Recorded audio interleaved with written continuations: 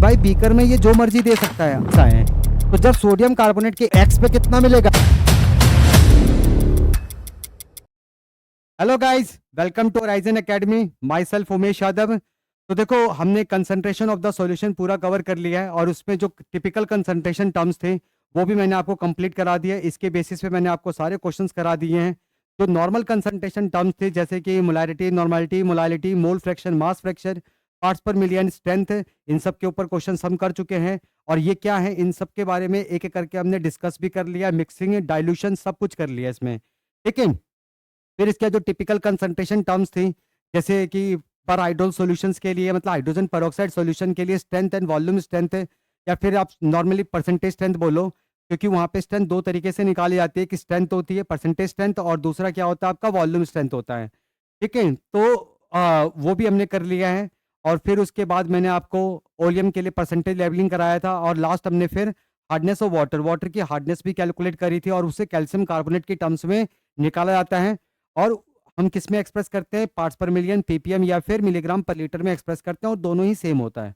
तो इन सब के ऊपर भी हमने क्वेश्चंस कर लिए हैं, एक एक करके क्वेश्चंस करे थे। हार्डनेस ऑफ वाटर पे क्वेश्चन किया है, परसेंटेज लेवलिंग ऑफ वॉल्यूम पे क्वेश्चन किया है और फिर उसके बाद हमने हाइड्रोजन पेरोक्साइड सॉल्यूशन के स्ट्रेंथ के ऊपर क्वेश्चन किया है, उसमें परसेंटेज स्ट्रेंथ और आपका वॉल्यूम स्ट्रेंथ, ये सारे हम चीज़ें कर चुके हैं, सारी चीज़ें हमारी कवर हो चुकी है। अब नेक्स्ट हम नया टॉपिक स्टार्ट कर रहे हैं, स्टोइकोमेट्री। चलो स्टार्ट करते हैं फिर स्टोइकोमेट्री, इसके बारे में डिस्कस करेंगे और फिर आज हम इनके बेसिस पे क्वेश्चंस भी करेंगे। पर ये क्वेश्चंस अभी इतने ही हैं, मतलब अभी और भी क्वेश्चंस करेंगे। आज के लिए तो थोड़े बहुत क्वेश्चंस, जैसे 12 क्वेश्चंस करेंगे, फिर उसके बाद और क्वेश्चंस करेंगे। इसमें फिर आपका percentage purity, percentage yield, limiting agent, ये सारी चीज़ें फिर हम नेक्स्ट क्लास में कवर करेंगे। आज की क्लास में तो हम सिंपल सिंपल देख लेते हैं कि स्टोइकोमेट्री क्या होता है, इसके बेसिस पे जो सिंपल से क्वेश्चंस हैं उसको ट्राई करेंगे, ठीक है। चलो स्टार्ट करते हैं फिर। देखो इधर स्टोइकोमेट्री हेडिंग डाल देना, stoichiometry.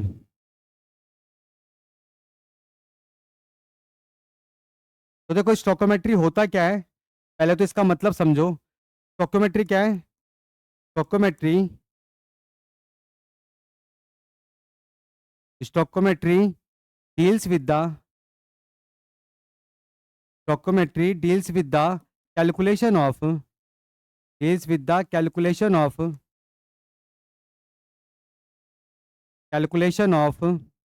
Various quantities, various quantities of the reactants, of the reactants and products, and products and products in a chemical reaction, in a chemical reaction.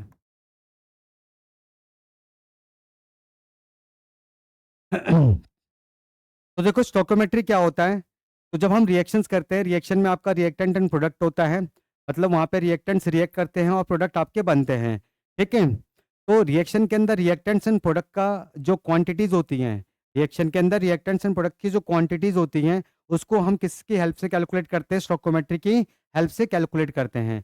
तो अगर आप स्टोइकोमेट्री को स्प्लिट करोगे, अगर आप स्टोइकोमेट्री को स्प्लिट करोगे तो इसका क्या मतलब होता है, स्टोइको का मतलब होता है एलिमेंट है, टोको का मतलब क्या होता है, एलिमेंट है, एलिमेंट है। और मैट्रिक का मतलब क्या होता है, मेजर, मैट्रिक का मतलब क्या होता है, मेजर। बात समझ रहे हो। तो अगर आप इसको स्प्लिट करोगे तो इसका क्या मतलब निकल के आता है, एलिमेंट की मेजरमेंट आप करते हो, मतलब रिएक्शन के अंदर रिएक्टेंट्स एंड प्रोडक्ट्स की क्वांटिटीज को आप कैलकुलेट करते हो, ठीक है। अब क्वांटिटी से क्या मतलब है, आप क्वांटिटीज में क्या क्या निकालते हो भाई, रिएक्टेंट्स एंड प्रोडक्ट्स की क्वांटिटीज आप कैलकुलेट कर रहे हो स्टोइकोमेट्री की हेल्प से। तो क्वांटिटीज में आप क्या क्या निकालोगे, उसके नंबर ऑफ मोल्स निकाल सकते हो, नंबर ऑफ मोल्स निकाल सकते हो, या फिर आप उसका मास निकाल सकते हो, या फिर आप उसका वॉल्यूम निकाल सकते हो। आप समझ रहे हो। तो ये सारी चीजें हम रिएक्टेंट्स एंड प्रोडक्ट्स की कैलकुलेट करते हैं, किसकी हेल्प से, स्टोइकोमेट्री की हेल्प से कैलकुलेट करते हैं। तो देखो स्टोइकोमेट्री के जो क्वेश्चंस होते हैं आप उसमें मोल कंसेप्ट अप्लाई कर सकते हो या इक्विवेलेंट कंसेप्ट अप्लाई कर सकते हो। तो इस बेसिस पर हम स्टोइकोमेट्री को दो पार्ट में डिवाइड करते हैं। तो इसके दो पार्ट्स होते हैं, एक होता है ग्रेविमेट्रिक एनालिसिस, एक होता है आपका gravimetric analysis, gravimetric gravimetry analysis, और दूसरा होता है आपका वॉल्यूमेट्रिक एनालिसिस है, वॉल्यूमेट्रिक एनालिसिस है। जनरली क्या होता है कि ग्रेविमेट्रिक एनालिसिस को हम मोल कंसेप्ट से सॉल्व करते हैं। इसको हम किससे सॉल्व करते हैं? मोल कंसेप्ट से सॉल्व करते हैं। और जो आपके वॉल्यूमेट्रिक एनालिसिस होते हैं इसको हम जनरली किससे सॉल्व करते हैं? इक्विवेलेंट कंसेप्ट से सॉल्व करते हैं, इक्विवेलेंट कंसेप्ट से सॉल्व करते हैं। आप समझ रहे हो? पर हार्ड एंड फास्ट कोई रूल नहीं है, आप किसी को भी किसी से सॉल्व कर सकते हो। जो आपको आसान लगता है, जिससे आपको सॉल्व करना आसान है, आप वो यूज कर सकते हो। ठीक है, तो ग्रेविमेट्रिक एनालिसिस को आप इक्विवेलेंट कंसेप्ट से सॉल्व कर सकते हो, वॉल्यूमेट्रिक एनालिसिस को आप मोल कंसेप्ट से सॉल्व कर सकते हो। पर जनरली हम क्या करते हैं, ग्रेविमेट्रिक एनालिसिस को हम मोल कंसेप्ट से ही सॉल्व करते हैं, और वॉल्यूमेट्रिक एनालिसिस को हम इक्विवेलेंट कंसेप्ट से सॉल्व करते हैं। तो अभी के लिए तो हम यहाँ पे ग्रेविमेट्रिक एनालिसिस के बारे में ही बात करेंगे, जिसमें हम मोल कंसेप्ट अप्लाई करेंगे। तो देखो इसमें क्या होता है कि आपको सिंपल सिंपल रिएक्शंस मिलेंगे।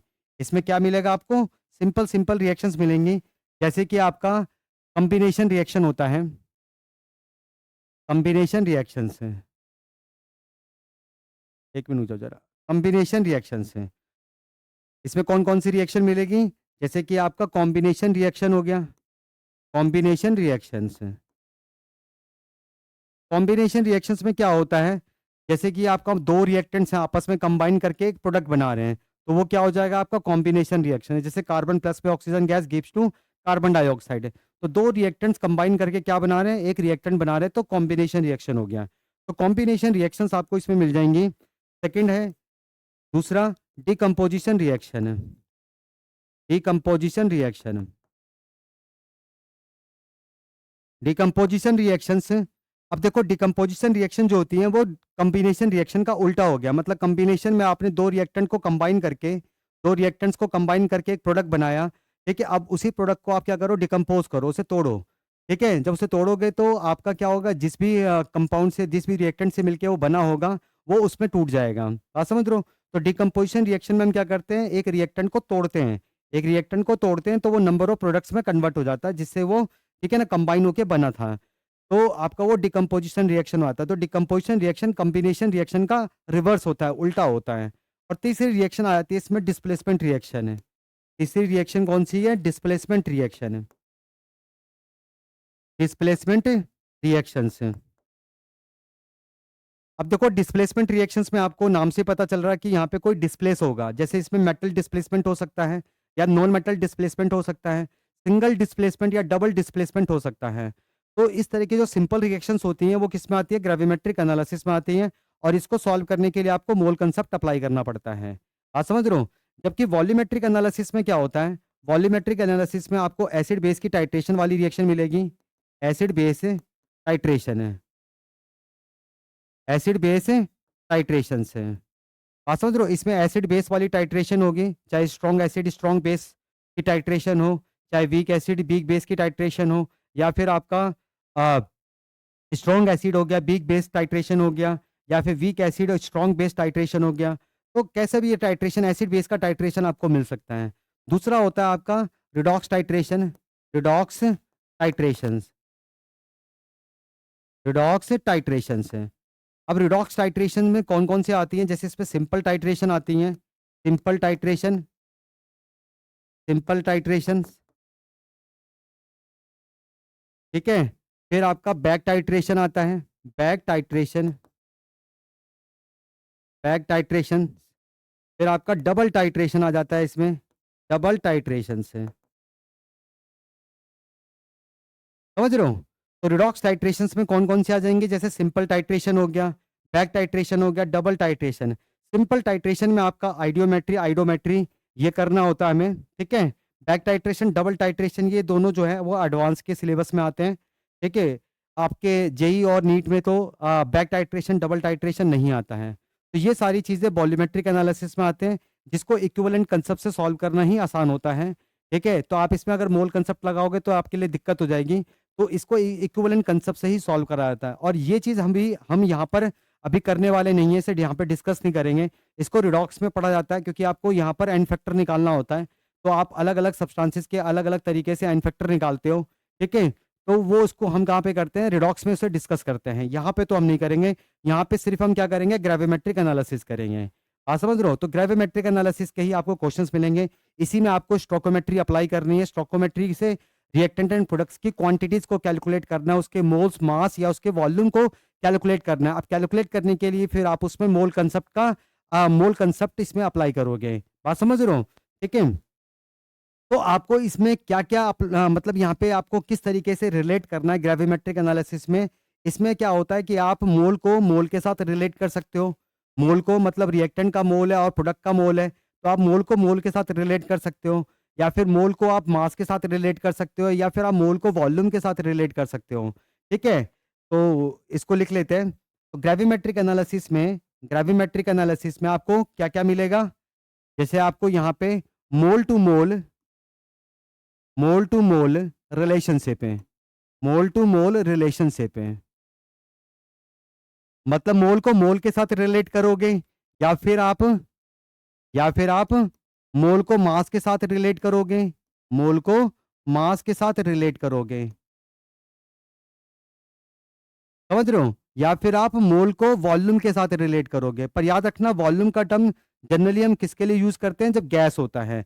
और हमें पता है कि अगर एसटीपी कंडीशन है तो एसटीपी कंडीशन पे उस गैस का एक मोल कितना वॉल्यूम ऑक्यूपाई करता है, 22.4 लीटर्स वॉल्यूम ऑक्यूपाई करता है। अगर प्रेशर 1 एटीएम है तो, अगर प्रेशर आपका 1 बार है तो 22.7 लीटर्स वॉल्यूम ऑक्यूपाई करता है। तो ये हमें पहले से पता है। तो मोल को आप मोल के साथ रिलेट कर सकते हो, मोल को मास के साथ रिलेट कर सकते हो, या फिर मोल को वॉल्यूम के साथ रिलेट कर सकते हो। मोल को वॉल्यूम के साथ रिलेट कर सकते हो, रिलेशनशिप है। आप समझ रहे हो। अब देखो नेक्स्ट है, नेक्स्ट क्या होगा, आप मास को मास के साथ रिलेट कर सकते हो। भाई मास टू मास आप बात कर सकते हो, मास टू मास, मास को मास के साथ रिलेट कर सकते हो। मास टू मास रिलेशनशिप है, मास टू मास रिलेशनशिप, या फिर आप मास टू वॉल्यूम को रिलेट कर सकते हो, मास टू वॉल्यूम रिलेशनशिप है, मास टू वॉल्यूम रिलेशनशिप है। बात समझ रहे हो, ठीक है। और लास्ट आता है आपका वॉल्यूम टू वॉल्यूम रिलेशनशिप है। लास्ट के आपका वॉल्यूम टू वॉल्यूम रिलेशनशिप है, वॉल्यूम टू वॉल्यूम रिलेशनशिप है। आप वॉल्यूम को वॉल्यूम के साथ भी रिलेट कर सकते हो। पर ये याद रखना, ये वाला जो टर्म है, ये वाला, ये सिर्फ किसके लिए यूज होगा, गैसियस रिएक्शन के लिए यूज होगा। किसके लिए यूज होगा, गैसियस रिएक्शन के लिए, गैसियस रिएक्शन के लिए। गैसियस रिएक्शन मतलब जिसमें आपका रिएक्टेंट्स एंड प्रोडक्ट्स दोनों गैसियस फेज में होंगे, तब फिर वहां पे आप वॉल्यूम को वॉल्यूम के साथ रिलेट करोगे। समझ रहे हो। तो ग्रेविमेट्रिक एनालिसिस में आपको इसी टाइप के क्वेश्चंस मिलेंगे। मोल का मोल के साथ होगा, मोल का मास के साथ होगा, मोल का वॉल्यूम के साथ होगा, या फिर आपका मास का मास के साथ होगा, मास का वॉल्यूम के साथ होगा, और लास्ट आपका वॉल्यूम का वॉल्यूम के साथ है। ये आप तब यूज करोगे जब आपको गैसियस रिएक्शन दे रखा हो, ठीक है। क्योंकि गैसियस रिएक्शन के अंदर जो रिएक्टेंट्स एंड प्रोडक्ट्स के जो स्टोकोमेट्रिक कोफिशिएंट्स होते हैं वो मोल के साथ साथ वॉल्यूम को रिप्रेजेंट करते हैं। तो आप इसे वॉल्यूम की टर्म्स में भी सॉल्व कर सकते हो, ठीक है ना। तो वॉल्यूम को वॉल्यूम के साथ रिलेट कर सकते हो, पर याद रखना गैसियस रिएक्शन जिसमें reactants and product gaseous phase में हो। समझ वाली बात है, ठीक है। चलो फटाफट इसे नोट कर लो जरा, ले लो इसका स्क्रीनशॉट ले लो यहाँ से। नोट कर लिया इसे, चलो इसे भी नोट कर लो। ठीक है, चलो। तो एक हाइपोथेटिकल रिएक्शन ले लेते हैं, जनरल एक रिएक्शन ले लेते हैं। सपोज करो एक रिएक्शन है एक्स ए प्लस में Y B gives to M C plus में एन डी। ये आपको एक रिएक्शन दे रखी है। अब यहाँ देख सकते हो ये ए और बी क्या है आपके, ए एंड बी, ये दोनों क्या आपके रिएक्टेंट्स हैं, ये दोनों क्या आपके रिएक्टेंट्स हैं। और रिएक्टेंट्स जो होते हैं वो ऑलवेज क्या करते हैं, रिएक्ट करते हैं। ऑलवेज क्या करते हैं, ये रिएक्ट करते हैं, ठीक है। तो ये रिएक्ट होंगे, जिस जैसे जैसे ये रिएक्ट होता जाएगा वैसे वैसे आपका प्रोडक्ट बनेगा। लेकिन प्रोडक्ट कितना बनेगा, प्रोडक्ट का अमाउंट कितना होगा रिएक्शन में, वो डिपेंड करेगा कि भाई जो इनका स्टोकोमेट्रिक कोफिशिएंट है वो कितना है, ठीक है। समझ रहे हो, हम इसके बेसिस पे ही चलते हैं, ठीक है। तो ये रिएक्टेंट्स हैं तो रिएक्ट होते हैं। और ये सी और डी, सी एंड डी, ये क्या है आपके प्रोडक्ट्स हैं, ये क्या आपके प्रोडक्ट्स हैं। और प्रोडक्ट्स हमेशा क्या होते हैं, बनते हैं, फॉर्म्ड। तो रिएक्टेंट जैसे जैसे रिएक्ट करता जाएगा वैसे वैसे आपका प्रोडक्ट बनता जाएगा। तो एज द रिएक्शन प्रोसीड, जैसे जैसे रिएक्शन प्रोसीड करेगा वैसे वैसे रिएक्टेंट की कंसंट्रेशन क्या होती है, डिक्रीज करते आती है, मतलब उसके मोल्स कम होते आते हैं और प्रोडक्ट के मोल्स या प्रोडक्ट की कंसंट्रेशन बढ़ती चली जाती है।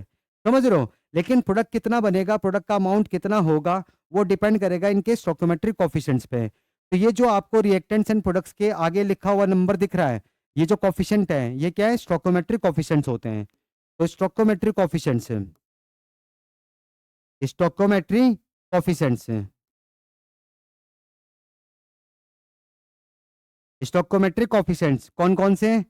ए का कोफिशिएंट क्या है, एक्स है। इसका कोफिशिएंट क्या है, वाई है। इसका कोफिशिएंट क्या है, एम है। और लास्ट आपका डी का कोफिशिएंट क्या है, एन है। बात समझ रहे हो? तो इनको हम क्या बोलते हैं, स्टोइकोमेट्रिक कोफिशिएंट्स कहते हैं। और ये जनरली क्या रिप्रेजेंट करते हैं, ये क्या रिप्रेजेंट करते हैं, generally represents, represents as a mole, represents as a mole. ये क्या होता है, आपका मोल होता है। ठीक है, किसको रिप्रेजेंट करते हैं, मोल को रिप्रेजेंट करते हैं। लेकिन गैसियस रिएक्शन में, गैसियस रिएक्शन में ये वॉल्यूम को भी रिप्रेजेंट करते हैं। मोल तो रिप्रेजेंट करेंगे ही करेंगे, लेकिन गैसियस रिएक्शन के अंदर ये वॉल्यूम को भी रिप्रेजेंट करते हैं। आप समझ रहे हो? गैसियस रिएक्शंस के अंदर ये मोल के साथ साथ वॉल्यूम को भी रिप्रेजेंट करते हैं। जैसे कि मैंने अभी आपको बताया था, आप वॉल्यूम को वॉल्यूम के साथ रिलेट कर सकते हो। तो वॉल्यूम को आप वॉल्यूम के साथ तभी रिलेट करोगे जब आपको गैसियस रिएक्शन दे रखी होगी। अगर गैसियस रिएक्शन नहीं होगा तो आप वॉल्यूम को वॉल्यूम के साथ रिलेट नहीं कर पाओगे। ठीक है, तो याद रखना गैसियस रिएक्शन के केस में ये जो स्टोइकोमेट्रिक कोफिशिएंट होता है ये मोल के साथ साथ वॉल्यूम को रिप्रेजेंट करता है। नहीं तो वैसे जनरली ये मोल को ही रिप्रेजेंट करता है। तो इस स्टोइकोमेट्रिक कोफिशिएंट्स को देख के आप पता कर सकते हो कि रिएक्टेंट के कितने मोल्स रिएक्ट हो रहे हैं और प्रोडक्ट के कितने मोल्स बन रहे हैं। तो जब भी आपको प्रोडक्ट का अमाउंट निकालना होता है, जब भी आपको प्रोडक्ट का अमाउंट निकालना होता है तो आप इन स्टोइकोमेट्रिक कोफिशिएंट्स को ही देखोगे और इसके बेसिस पे ही क्वेश्चंस को सॉल्व करोगे। क्योंकि बीकर के अंदर रिएक्टेंट का कुछ भी अमाउंट दे सकता है, वो क्वेश्चन टू क्वेश्चन वेरी करता है। ठीक है, उससे कोई फर्क नहीं पड़ता क्योंकि जब ये रिएक्शन करेगा तो अकॉर्डिंग टू अपनी स्टोइकोमेट्रिक कोफिशिएंट्स के अकॉर्डिंग ही होगा। ठीक है, बात समझ रहे हो? तो इसके कोफिशिएंट को देख के ही पता लगता है कि रिएक्टेंट के कितने मोल्स रिएक्ट होंगे और प्रोडक्ट के कितने मोल्स बनेंगे। तो यहाँ पे ए का जो एक्स मोल है वो रिएक्ट होता है, बी का वाई मोल रिएक्ट होता है। मतलब ए के एक्स मोल के साथ कंप्लीटली रिएक्ट करने के लिए बी के वाई मोल्स रिएक्ट करेंगे, तो सी के एम मोल प्रोड्यूस होंगे और डी के एन मोल प्रोड्यूस होंगे। तो आप मोल को मोल के साथ रिलेट कर सकते हो। तो यहाँ पे इसका ए का एक्स मोल बी के वाई मोल के साथ इक्विवेलेंट है, इसी तरीके से इसके एम मोल के साथ इक्विवेलेंट है और इसी तरीके से डी के एन मोल के साथ इक्विवेलेंट है। तो आप क्या लिखोगे, x mole of, x moles of A is equivalent to किसके, y moles of, y moles of, y moles of B. ठीक है, is equivalent to, is equivalent to m moles of, m moles of C is equivalent to m n moles of, n moles of, n moles of D. तो आप किसी को भी किसी के साथ रिलेट कर सकते हो। आप रिएक्टेंट रिएक्टेंट टू बात कर सकते हो या रिएक्टेंट टू प्रोडक्ट बात कर सकते हो, जैसे मर्जी आप बात कर सकते हो। जैसा आपको क्वेश्चन में कह रहा है, जो निकालने को कहता है जनरली है तो हमें वो प्रोडक्ट का अमाउंट ही पूछता है। कई बार क्या वो रिएक्टेंट का कंपोजिशन भी पूछ लेता है। तो आप वो क्वेश्चन में जैसा दे रखा होगा आप उसके अकॉर्डिंग से कर लेना। पर क्वेश्चन में जो मर्जी डेटा दे रखे आप उसके अकॉर्डिंग, ठीक है ना, वो बाद में आओगे। पहले तो आप ये चेक करोगे रिएक्शन के अंदर एक्चुअल में रिएक्टेंट के कितने मोल्स रिएक्ट हो रहे हैं और प्रोडक्ट के कितने मोल्स बन रहे हैं। बात समझ रहे हो? ठीक है, तो जब भी आपको इस बेसिस पे क्वेश्चंस को सॉल्व करना होता है तो आप हमेशा क्या करोगे, इसको रिएक्शन के अकॉर्डिंग ही करोगे और इसकी कोफिशिएंट को देख के ही आप करना है। ठीक है, इसी से हमें पता लगता है कि रिएक्टेंट के एक्चुअल में कितने मोल्स रिएक्ट हो रहे हैं और प्रोडक्ट के कितने मोल्स बन रहे हैं। आप समझ रहे हो? ठीक है, तो इसे नोट करो और फिर क्वेश्चन ट्राई करते हैं, क्योंकि मेन तो आपके क्वेश्चन ही हैं। क्वेश्चन जितने प्रैक्टिस करोगे आपके ये कंसेप्ट उतने अच्छे क्लियर होते जाएंगे। तो इस चैप्टर के अंदर थ्योरेटिकल कम है, थ्योरेटिकल थ्योरी बहुत कम है इसमें। ठीक है, इसमें आपके न्यूमेरिकल्स ही ज़्यादा हैं। तो जितने ज़्यादा न्यूमेरिकल्स की प्रैक्टिस करोगे, अच्छे अच्छे अच्छे numericals, different different types of numericals की प्रैक्टिस करोगे तो आपके कंसेप्ट उतने अच्छे हो जाएंगे। ठीक है, तो इसे फटाफट नोट करो, फिर न्यूमेरिकल्स करते हैं। तो आज हम 12 क्वेश्चन करेंगे। मैंने आपको अभी बताया था कि अभी और भी क्वेश्चन हैं। इसमें मैंने परसेंटेज प्योरिटी, परसेंटेज यील्ड या फिर लिमिटिंग रेजेंट के क्वेश्चन अभी ऐड नहीं किए हैं। वो एक वीडियो में या एक क्लास में कवर नहीं हो पाएंगे, उसको हम बाद में करेंगे। बात समझ रहे हो? ठीक है, तो फटाफट इसे नोट करो, फटाफट इसे नोट करो, फिर आगे हम बात करते हैं। चलो पहला क्वेश्चन देखो, फर्स्ट क्वेश्चन है। फर्स्ट क्वेश्चन, फर्स्ट क्वेश्चन देखो जरा। पहला क्वेश्चन क्या कहता है, if 80 gram of X combines with 1.5 into 10 की power 23 atoms of Y to form X two Y without any of either element remaining, what would be the gram atomic mass of X. X का वो atomic mass पूछता है। तो देखो दो elements हैं x और वाई, दोनों आपस में कंबाइन करते हैं, कंपाउंड बनाते हैं, एक्स टू वाई लिखा हुआ है। तो एक्स प्लस में Y gives to X two Y. तो जब भी आप रिएक्शन वाले क्वेश्चंस को सॉल्व कर रहे हो तो आपको पहले तो रिएक्शन लिखनी है, और वो भी बैलेंस रिएक्शन होनी चाहिए। कैसी होनी चाहिए, बैलेंस रिएक्शन। तो 2x है, 2x लगा दिया भाई, चलो बिल्कुल ठीक है। ठीक है, अब इस रिएक्शन के अकॉर्डिंग देखो भाई, डेटा तो जो मर्जी ले लो, क्वेश्चन में तो डेटा चेंज होता रहेगा, तो ये तो क्वेश्चन टू क्वेश्चन वेरी करता है, इससे कोई फर्क नहीं पड़ता है। ठीक है, तो जब भी आपको इस तरह के क्वेश्चंस करने होते हैं तो आप स्टार्ट कहाँ से करोगे, यहीं से करोगे। इसके स्टोकोमेट्रिक कोफिशिएंट को ही देखोगे, क्योंकि इसी से पता लगता है कि रिएक्टेंट के कितने मोल्स रिएक्ट हो रहे हैं और प्रोडक्ट के कितने मोल्स बन रहे हैं। तो यहाँ पे एक्स के 2 मोल्स रिएक्ट हो रहे हैं और प्रोडक्ट का 1 मोल रिएक्ट हो रहा है, तो आपका प्रोडक्ट का 1 मोल बनता है। ठीक है ना, एक्स के 2 मोल्स रिएक्ट होते हैं, तो 2 मोल के साथ कंप्लीटली रिएक्ट करने के लिए वाई के 1 मोल रिएक्ट होते हैं, तो प्रोडक्ट का 1 मोल प्रोड्यूस होता है। बात समझ रहे हो, ठीक है। अब यहाँ पे देखो आपको एक्स का क्या दे रखा है, 80 ग्राम दे रखा है। क्या दे रखा है, 80 ग्राम दे रखा है, और इसके इतने एटम्स दे रखे हैं। तो आप चाहो तो मोल्स में इसे निकाल सकते हो, कोई दिक्कत नहीं है, मोल्स में निकाल लो। ठीक है, तो हमें क्या करना है, एक्स का एटॉमिक मास बताना है, एक्स का एटॉमिक मास कितना होगा। ठीक है, कोई दिक्कत नहीं है भाई, कर लेते हैं जरा। देखो इधर, तो एक्स का जब 80 ग्राम रिएक्ट होता है तो वाई के इतने एटम्स रिएक्ट होते हैं, वाई के इतने एटम्स रिएक्ट होते हैं, कंप्लीटली रिएक्ट होते हैं। ठीक है, तो नंबर ऑफ मोल्स निकाल लेते हैं। तो एक्स के नंबर ऑफ मोल्स क्या हो जाएंगे भाई, given mass divided by molar mass. Given mass कितना है, 80, और मुझे एक्स का जो है वो एटॉमिक मास तो कैलकुलेट ही करना है, एक्स का एटॉमिक मास तो कैलकुलेट ही करना है। तो मान लो इसका एटॉमिक मास क्या है, स्मॉल एक्स है, स्मॉल एक्स है। अब देखो वाई के नंबर ऑफ एटम्स दे रखे हैं, और नंबर ऑफ एटम्स से मोल्स कैसे निकालते हैं, given particles divided by Avogadro's number है। तो वाई के नंबर ऑफ मोल्स क्या हो जाएंगे, वाई के नंबर ऑफ मोल्स क्या हो जाएंगे, गिवन पार्टिकल्स 1.5 है इंटू 10 की पावर 23, और मैं यहाँ पे एवोगैड्रो नंबर 6 ही ले रहा हूँ, 6 इंटू 10 की पावर 23। तो 10 की पावर 23 से 23 कैंसिल हो गया, तो ये क्या हो जाएगा आपका 15 अपॉन में 60 हो जाएगा। तो 15 को इससे काटूंगा तो कितना आ जाएगा, ये 1/4 आ जाएगा, मतलब 0.25 आ गया। ठीक है ना, 15 चौके 60 ही होता है ना। हाँ ठीक है, 20 हो गया और 2 6 60 है, तो 1/4 और 0.25 हो गया। तो इसके मोल्स कितने आ रहे हैं, 0.25, मतलब आपका जब एक्स के इतने मोल्स रिएक्ट होते हैं तो इसके इतने मोल्स रिएक्ट होते हैं। पर आप इसको ऐसे रिलेट नहीं करोगे, आप इसको ऐसे रिलेट नहीं करोगे, आप इसे अकॉर्डिंग टू रिएक्शन करोगे। अकॉर्डिंग टू रिएक्शन देखो, जब इसके 2 मोल्स रिएक्ट होते हैं तो इसका 1 मोल रिएक्ट करता है, मतलब 2 पे क्या है, ये 1 है, तो आधा चल रहा है, आधा। ठीक है, जब इसका 1 करेगा तो ये कितना करेगा, आधा करेगा। जब इसका 1 करेगा तो ये कितना करेगा, आधा करेगा। तो जब इसके इतने मोल्स रिएक्ट हो जाएंगे तो बताओ कि इसके कितने मोल्स रिएक्ट होंगे, ये तो इतने होंगे, तो निकाल लो जरा। तो ये कितना हो जाएगा, हाफ इंटू 80 अपॉन में एक्स, और ये किसके बराबर आ जाएगा, 0.25 के बराबर आ जाएगा। ठीक है, इसको इधर ले जाओगे तो ये कितना हो जाएगा आपका, 0.5 इज इक्वल टू 80 अपॉन में एक्स है। तो x इज इक्वल टू कितना हो गया, 80 अपॉन में 0.5 है, तो पॉइंट हटाया तो 0 ऊपर आ गया, तो 800 अपॉन में 5 है, तो इससे काटूंगा तो ये 16 160 है, तो 160 ग्राम। बात समझ रहे हो, 160 ग्राम। तो x का कितना एटॉमिक मास है, x का कितना एटॉमिक मास है, 160 ग्राम है। तो कौन सा ऑप्शन सही है, डी ऑप्शन आपका करेक्ट है। बात समझ रहे हो, तो मैं वही कह रहा हूं आपसे कि भाई बीकर में ये जो मर्जी दे सकता है आपको, यहाँ पे एक्स के इतने मोल्स थे और बी के सॉरी वाई के इतने मोल्स थे, वाई के इतने मोल्स थे। पर आपको जब भी क्वेश्चन को सॉल्व करना है तो अकॉर्डिंग टू आप इनकी स्टोकोमेट्रिक कोफिशिएंट्स के अकॉर्डिंग ही करोगे। ठीक है, जब इसका 2 मोल रिएक्ट होता है तो इसका 1 मोल रिएक्ट होता है, तो आधा चल रहा है, तो 1 पे कितना होगा, आधा होगा। तो जब इसके इतने मोल्स रिएक्ट हो जाएंगे तो इसके कितने करेंगे, इतने करेंगे, तो इसके बराबर कर दिया हमने। ठीक है, तो यहां से हमने एक्स की वैल्यू निकाल ली है, तो एक्स का एटॉमिक मास कितना आ गया, 160 आ गया। किसी को दिक्कत, नोट करो और नेक्स्ट क्वेश्चन करते हैं फिर।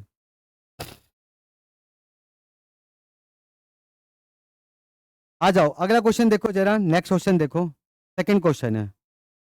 सेकंड क्वेश्चन देखो, how many gram of HCl is needed for complete reaction with 69.6 gram of manganese dioxide है। क्या कह रहा है कि मैग्नीज डाइऑक्साइड के 69.6 ग्राम के साथ कंप्लीट रिएक्ट करने के लिए बताओ HCl का कितना मास रिक्वायर्ड होगा। HCl का कितना मास रिक्वायर्ड होगा।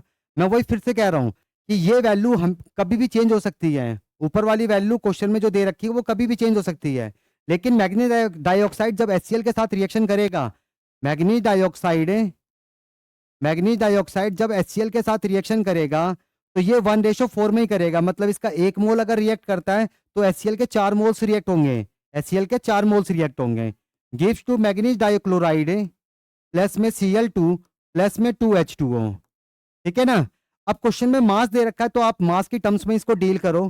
तो पहले पता करो कि मैग्नीज डाइऑक्साइड का यहाँ पे कितना मास रिएक्ट होगा, क्योंकि 1 मोल रिएक्ट हो रहा है तो 1 मोल का मास मोलर मास ही होता है, तो इसका मोलर मास ही यहाँ पे रिएक्ट हो रहा है। तो ये कितना हो जाएगा 55 प्लस में 32, तो ये कितना आ गया आपका 87 ग्राम आ गया। अब HCl के 4 मोल्स हैं, पर 4 मोल का मास तो मोलर मास नहीं होता, 1 मोल का मास ही मोलर मास होता है 36.5। तो 4 मोल का मास क्या होगा, सिंपल मास हो गया। ठीक है ना। तो इसका कितना मास रिएक्ट हो रहा है 4 इंटू 36.5 आ रहेगा। बात समझ रहे हो। तो ये इतना आ जाएगा। तो मैग्नीज डाइऑक्साइड का जब इतना ग्राम रिएक्ट होता है तो HCl का इतना ग्राम रिएक्ट होता है, इतना ग्राम रिएक्ट होता है। तो बताओ कि मैग्नीज डाइऑक्साइड का जब 69.6 ग्राम रिएक्ट होगा तो HCl का कितना ग्राम रिक्वायर्ड होगा, वो पता करना है हमें। तो कोई दिक्कत नहीं है। तो 87 ग्राम ऑफ मैग्नीज डाइऑक्साइड है। 87 ग्राम ऑफ मैग्नीज डाइऑक्साइड के लिए HCl कितना है 4 इंटू 36.5 ग्राम है। ठीक है ना। HCl का इतना मास रिक्वायर्ड है। ठीक है। तो 1 ग्राम का पहले निकाल लो। तो 1 ग्राम के लिए कितना हो जाएगा 4 इंटू 36.5 है अपॉन में 87 है। ये आ गया आपका। तो कितने ग्राम के लिए निकालना है 69.6 ग्राम के लिए निकालना है। तो ये कितना आ जाएगा 4 इंटू 36.5 है अपॉन में 87 इंटू 69.5 ग्राम। ठीक है। तो HCl का इतना मास आ जाएगा। तो इसे एक बार कैलकुलेट कर लेते हैं। तो ये कितना हो जाएगा, ये कैलकुलेट करने पे कितना आ जाएगा 36.5 है इंटू 4, 146 हो गया इंटू 69.5 है डिवाइडेड बाय 87 है। तो ये कितना आ गया 116। ये आ रहा आपका 116.6, 116.6। तो इसको मैं अप्रोक्स कितना ले रहा हूँ 117 ग्राम ले रहा हूँ। तो देखो मैग्नीज डाइऑक्साइड का जब 69.6 ग्राम रिएक्ट करेगा तो HCl का इसके इतने ग्राम के साथ HCl का कितना मास रिएक्ट करेगा 117 ग्राम रिएक्ट करेगा। तो कौन सा ऑप्शन करेक्ट है आपका, ए ऑप्शन करेक्ट है। समझ गए। तो मैं वही फिर से कह रहा हूं, ये ध्यान रखना जब भी आप स्टोइकोमेट्री के क्वेश्चंस करते हो तो आप अकॉर्डिंग टू रिएक्शन करोगे। ठीक है। और रिएक्शन आपकी बैलेंस होनी चाहिए, क्योंकि अगर बैलेंस नहीं होगी तो आपको पता नहीं चलेगा कि रिएक्टेंट के एक्चुअल में कितने मोल्स रिएक्ट हो रहे हैं। तो जो इनका ये कोफिशिएंट होता है इसी से हमें पता लगता है कि रिएक्टेंट के कितने मोल्स या कितना मास है। ठीक है ना। उसी का कोरस्पॉन्डिंग जो मास आएगा, तो कितना मोल्स कितने मास इसके रिएक्ट हो रहे हैं उसके बेसिस पे फिर आपका प्रोडक्ट कितना बन रहा है।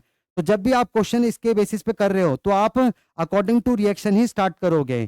ठीक है। अकॉर्डिंग टू रिएक्शन स्टार्ट करोगे। आप जो क्वेश्चन में डेटा दे रखा है उसके बेसिस पे वो मत करो, वो तो बाद में आएगा। पहले यहां से आपको पता लगता है कि भाई कितने मोल्स इसके रिएक्ट हो रहे हैं, प्रोडक्ट के कितने मोल्स बन रहे हैं, तो इसके बेसिस पे करना होता है। चलो इसे नोट करो, फिर नेक्स्ट क्वेश्चन करते हैं। देखो अगला क्वेश्चन देखो जरा, अगला question next question, third question देखो जरा।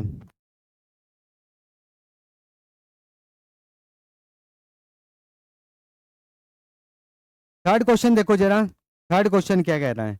थर्ड क्वेश्चन में क्या कहता है, आपको 3 रिएक्शन दे रखी है सीक्वेंस में है। तो पहली रिएक्शन में देखो क्लोरीन जो है KOH के साथ रिएक्शन करता है, अल्कलाइन मीडियम बेसिक मीडियम। तो क्लोरीन जो होता है अल्कलाइन मीडियम बेसिक मीडियम के अंदर जब cold and dilute alkaline medium होता है, cold and dilute alkaline medium में भी डिस्प्रोपोर्शनेट करता है, hot and concentrated alkaline medium में भी डिस्प्रोपोर्शनेट करता है। तो यहाँ पे डिस्प्रोपोर्शनेट कर रहा है, क्लोराइड एंड हाइपोक्लोराइड में कन्वर्ट हो रहे हैं। तो आपका ये प्रोडक्ट बन रहा है। ठीक है। अब यहाँ पे क्या हुआ कि KClO को हमने उठा लिया, सेकंड वाली रिएक्शन में उसको क्या कराया डिकम्पोज कराया। सेकंड वाली रिएक्शन में हमने इसको डिकम्पोज कराया, KCl में कन्वर्ट हो गया और आपका पोटेशियम क्लोरेट बना रहा है।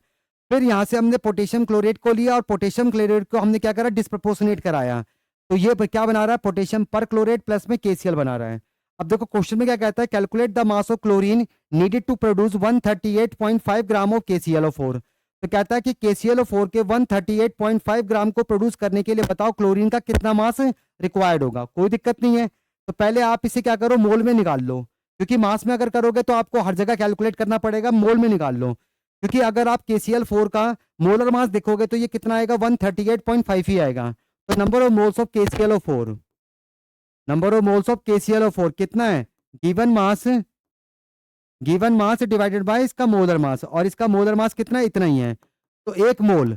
तो अब मुझे क्या करना है, इतने मास के लिए 1 मोल आया है, ठीक है, ये इसका मोलर मास होता है। तो मुझे KClO4 के कितने मोल्स प्रोड्यूस करने हैं, 1 मोल प्रोड्यूस करने हैं। कितने मोल प्रोड्यूस करने हैं, 1 मोल। तो 1 मोल प्रोड्यूस करने के लिए बताओ कि क्लोरीन का कितना मास रिक्वायर्ड होगा, क्लोरीन का कितना मास रिक्वायर्ड होगा। तो कोई दिक्कत नहीं है। अब देखो KClO4 जो है वो आपकी थर्ड वाली रिएक्शन में है, और क्लोरीन जो आपकी फर्स्ट वाली रिएक्शन में है, ठीक है ना। तो आप क्या करोगे, उल्टा चलोगे, उल्टा। आप KClO4 का आपको 1 मोल प्रोड्यूस करना है, 1 मोल प्रोड्यूस करना है।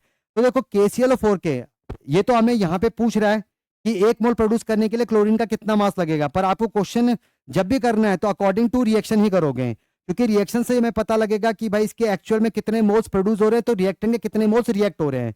तो जब इसका 3 मोल प्रोड्यूस होता है तो रिएक्टेंट के कितने मोल्स रिएक्ट होते हैं, 4 रिएक्ट होते हैं, 4, यानी कि 4 पे आपका ये 3 प्रोड्यूस होता है। उल्टा कर लेते हैं इसको, मतलब 3 प्रोड्यूस करने के लिए, KClO4 के 3 प्रोड्यूस करने के लिए मुझे क्या करने पड़ेंगे, इस रिएक्टेंट के 4 मोल्स रिएक्ट करवाने पड़ेंगे। और मुझे क्या करना है, KClO4 का तो 1 ही मोल प्रोड्यूस करना है, तो 1 मोल प्रोड्यूस करने के लिए मुझे क्या करना पड़ेगा, इसके 4/3 मोल्स रिएक्ट करवाने पड़ेंगे। KClO4 के 1 मोल को प्रोड्यूस करने के लिए मुझे KClO3 के 4/3 मोल्स क्या करने पड़ेंगे, रिएक्ट करवाने पड़ेंगे। अब KClO3 कहां से आ रहा है, सेकंड वाली रिएक्शन से आ रहा है, तो इसका मतलब है कि सेकंड वाली रिएक्शन में आपको ये 4/3 मोल्स प्रोड्यूस होने चाहिए, ठीक है ना। सेकंड वाली रिएक्शन में KClO3 के कितने मोल्स प्रोड्यूस होने चाहिए, 4/3 मोल्स प्रोड्यूस होने चाहिए, तभी तो वो थर्ड वाली रिएक्शन में KClO4 के 1 मोल को प्रोड्यूस करेगा, ठीक है। और हमें 1 ही मोल प्रोड्यूस करना है, और उसी 1 मोल को प्रोड्यूस करने के लिए मुझे क्लोरीन का मास बताना है, ठीक है। तो अब इसका 1 मोल प्रोड्यूस करने के लिए मुझे यहाँ पर KClO3 के कितने मोल्स को रिएक्ट करवाना था, 4/3 मोल्स को रिएक्ट करवाना था, ठीक है। तो 4/3 मोल्स मुझे ऊपर वाली रिएक्शन में प्रोड्यूस करने हैं। अब पता करो कि 4/3 मोल्स को प्रोड्यूस करने के लिए इसके कितने मोल्स रिएक्ट करवाने पड़ेंगे। तो 1 मोल के लिए 3 मोल है, 1 मोल के लिए 3 मोल यहाँ पे इसके रिएक्ट होते हैं। तो 4/3 मोल्स प्रोड्यूस करने के लिए कितने मोल्स रिएक्ट करवाओगे, तो मल्टीप्लाई कर दो, 3 × 4/3, तो 3 से 3 कट गया, तो कितने मोल्स मुझे रिएक्ट करवाने पड़ेंगे, 4 मोल्स इसके रिएक्ट करवाने पड़ेंगे। तो देखो जब इसके 4 मोल्स रिएक्ट करवाओगे तब इसके 4/3 मोल्स प्रोड्यूस होंगे। जब इसके 4/3 मोल्स प्रोड्यूस होंगे तो अगली वाली रिएक्शन में आपके इसके 1 मोल प्रोड्यूस होंगे, और 1 मोल ही मुझे प्रोड्यूस करना है। तो 1 मोल को प्रोड्यूस करने के लिए क्लोरीन का कितना मास लगेगा, ये पूछ रहा है, क्लोरीन का कितना मास लगेगा ये हमें, ठीक है ना, पूछ रहा है।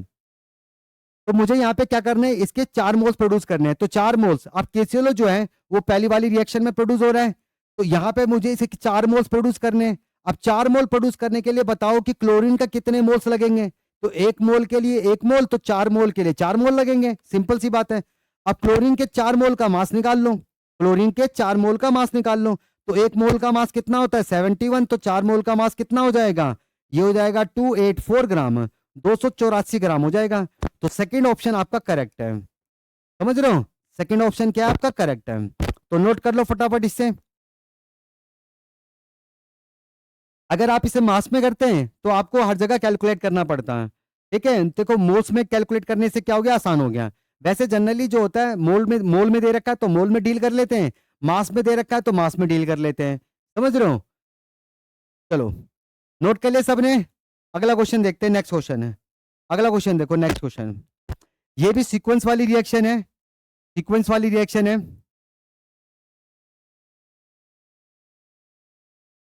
इसमें देखो जरा, सीक्वेंस वाली रिएक्शन में अभी मैंने बताया कैसे करना होता है। तो from the following reaction sequence है, कैल्शियम कार्बाइड की रिएक्शन करा रहे हो, मतलब उसकी हाइड्रोलिसिस कर रहे हो, तो कैल्शियम ऑक्साइड प्लस में एसिटिलीन बनता है। फिर एसिटिलीन की आप क्या कर रहे हो, यहाँ पर हाइड्रेशन कर रहे हो, सॉरी यहाँ पर हाइड्रोजनेशन कर रहे हो, मतलब हाइड्रोजन को ऐड कर रहे हो। तो फिर ये ट्रिपल बॉन्ड से कन्वर्ट हो जाता है डबल बॉन्ड में, इथीन में कन्वर्ट होता है। और फिर इसके बाद इथीन की हम पॉलीमराइजेशन कर रहे हैं, तो क्या बनता है हमारा, पॉलीथीन बनता है।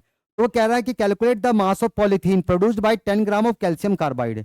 कैल्शियम कार्बाइड के 10 ग्राम से बताओ कि पॉलीथीन का कितना मास प्रोड्यूस होगा, पॉलीथीन का कितना मास प्रोड्यूस होगा, ठीक है ना, कोई दिक्कत नहीं है। अब यहाँ पर देखो जरा, पहले तो मोल में ही निकाल लेते हैं। मोल में कैल्शियम कार्बाइड का 10 ग्राम के लिए करना है। आपको मास में करना है तो कोई दिक्कत नहीं, मास में कर सकते हो, ठीक है, आप मास में कर सकते हो, मास में कर लो। चलो पहले वाला मोल में करा था, इस वाले को मास में कर लेते हैं। पहले तो रिएक्शन में देखो कैल्शियम कार्बाइड का कितना मास रिएक्ट होता है। कैल्शियम कार्बाइड का कितना मास यहाँ पे रिएक्ट होता है, तो 40 प्लस में 24 है, तो ये कितना हो जाएगा आपका, तो 64, मतलब 64 ग्राम इसका रिएक्ट होता है। तो एसिटिलीन, अब बोलोगे आप एसिटिलीन का ही मास क्यों देख रहे हो, कैल्शियम ऑक्साइड का क्यों नहीं देख रहे हो? भाई देखो कैल्शियम ऑक्साइड को मैंने सेकंड वाली रिएक्शन में नहीं लिया है, ठीक है ना। एसिटिलीन जो वहां पे प्रोड्यूस हुआ है उसको मैंने फिर क्या किया, हाइड्रोजन के साथ रिएक्ट कराया, मतलब उसकी हाइड्रोजनेशन कर दिया, उसमें हाइड्रोजन को ऐड कर दिया। तो आपको मालूम होगा, ऑर्गेनिक आपने पढ़ रखी होगी, तो ये एक रिड्यूसिंग एजेंट की तरह काम करता है। डबल बॉन्ड को रिड्यूस कर देता है सिंगल बॉन्ड में, ट्रिपल बॉन्ड को रिड्यूस कर देता है किसके अंदर है आपका, पहले डबल बॉन्ड में, और फिर उसके बाद फिर से रिडक्शन करोगे तो फिर जाके वो सिंगल बॉन्ड में कन्वर्ट होता है, मतलब अल्केन में कन्वर्ट हो जाता है। तो यहाँ पे हम एक ही इक्विवेलेंट कर रहे हैं, एक इक्विवेलेंट इसमें ऐड कर रखा है, तो ये अल्कीन में रिड्यूस हो गया है, ठीक है। तो जो यहाँ पर आपका अल्काइन प्रोड्यूस हो रहा है एसिटिलीन इथाइन, इथाइन जो आपका प्रोड्यूस हो रहा है उसको हम क्या कर रहे हैं, यहाँ पर इसके हाइड्रोजनेशन कर रहे हैं, तो ये इथीन में कन्वर्ट हो रहा है, और फिर लास्ट वाले स्टेप में इसी इथीन को हम पॉलीमराइज कर रहे हैं, तो पॉलीथीन बन जाता है, पॉलीमर, ठीक है।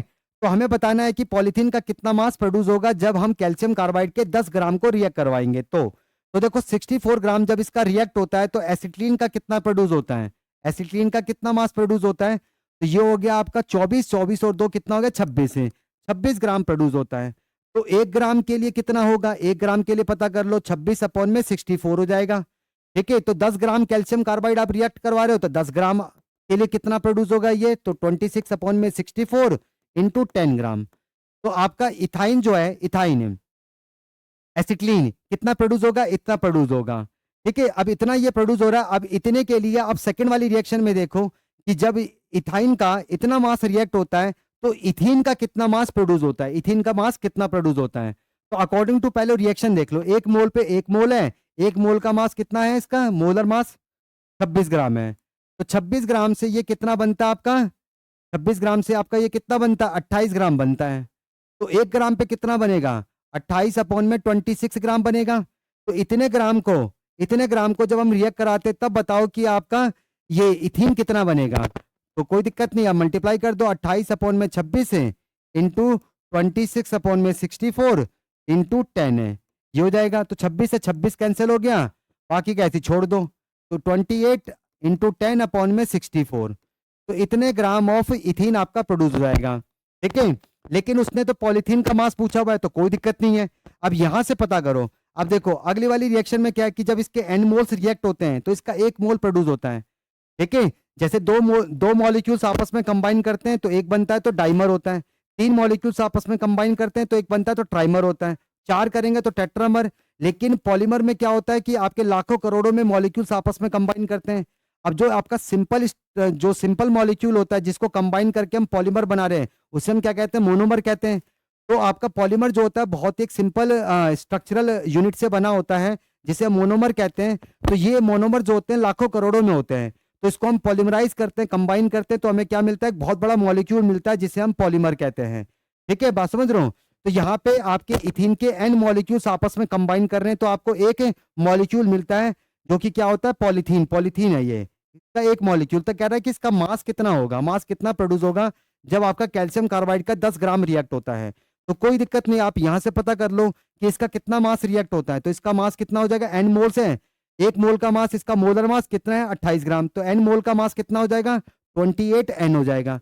तो जब इसका एन 28 एन ग्राम रिएक्ट होता है तो इसका कितना प्रोड्यूस होता है, इसका भी 28 एन ग्राम ही प्रोड्यूस होता है। तो एक पे एक ही चल रहा है, सेम है, तो इतने पे इतना ही तो प्रोड्यूस होगा, तो यही आंसर हो जाएगा। अब इसी को सॉल्व कर लो आप, तो 28 इंटू 10 अपॉन में 64, तो इसको सॉल्व करते 280 को डिवाइड करते 64 से, तो देख लेते क्या आंसर आएगा।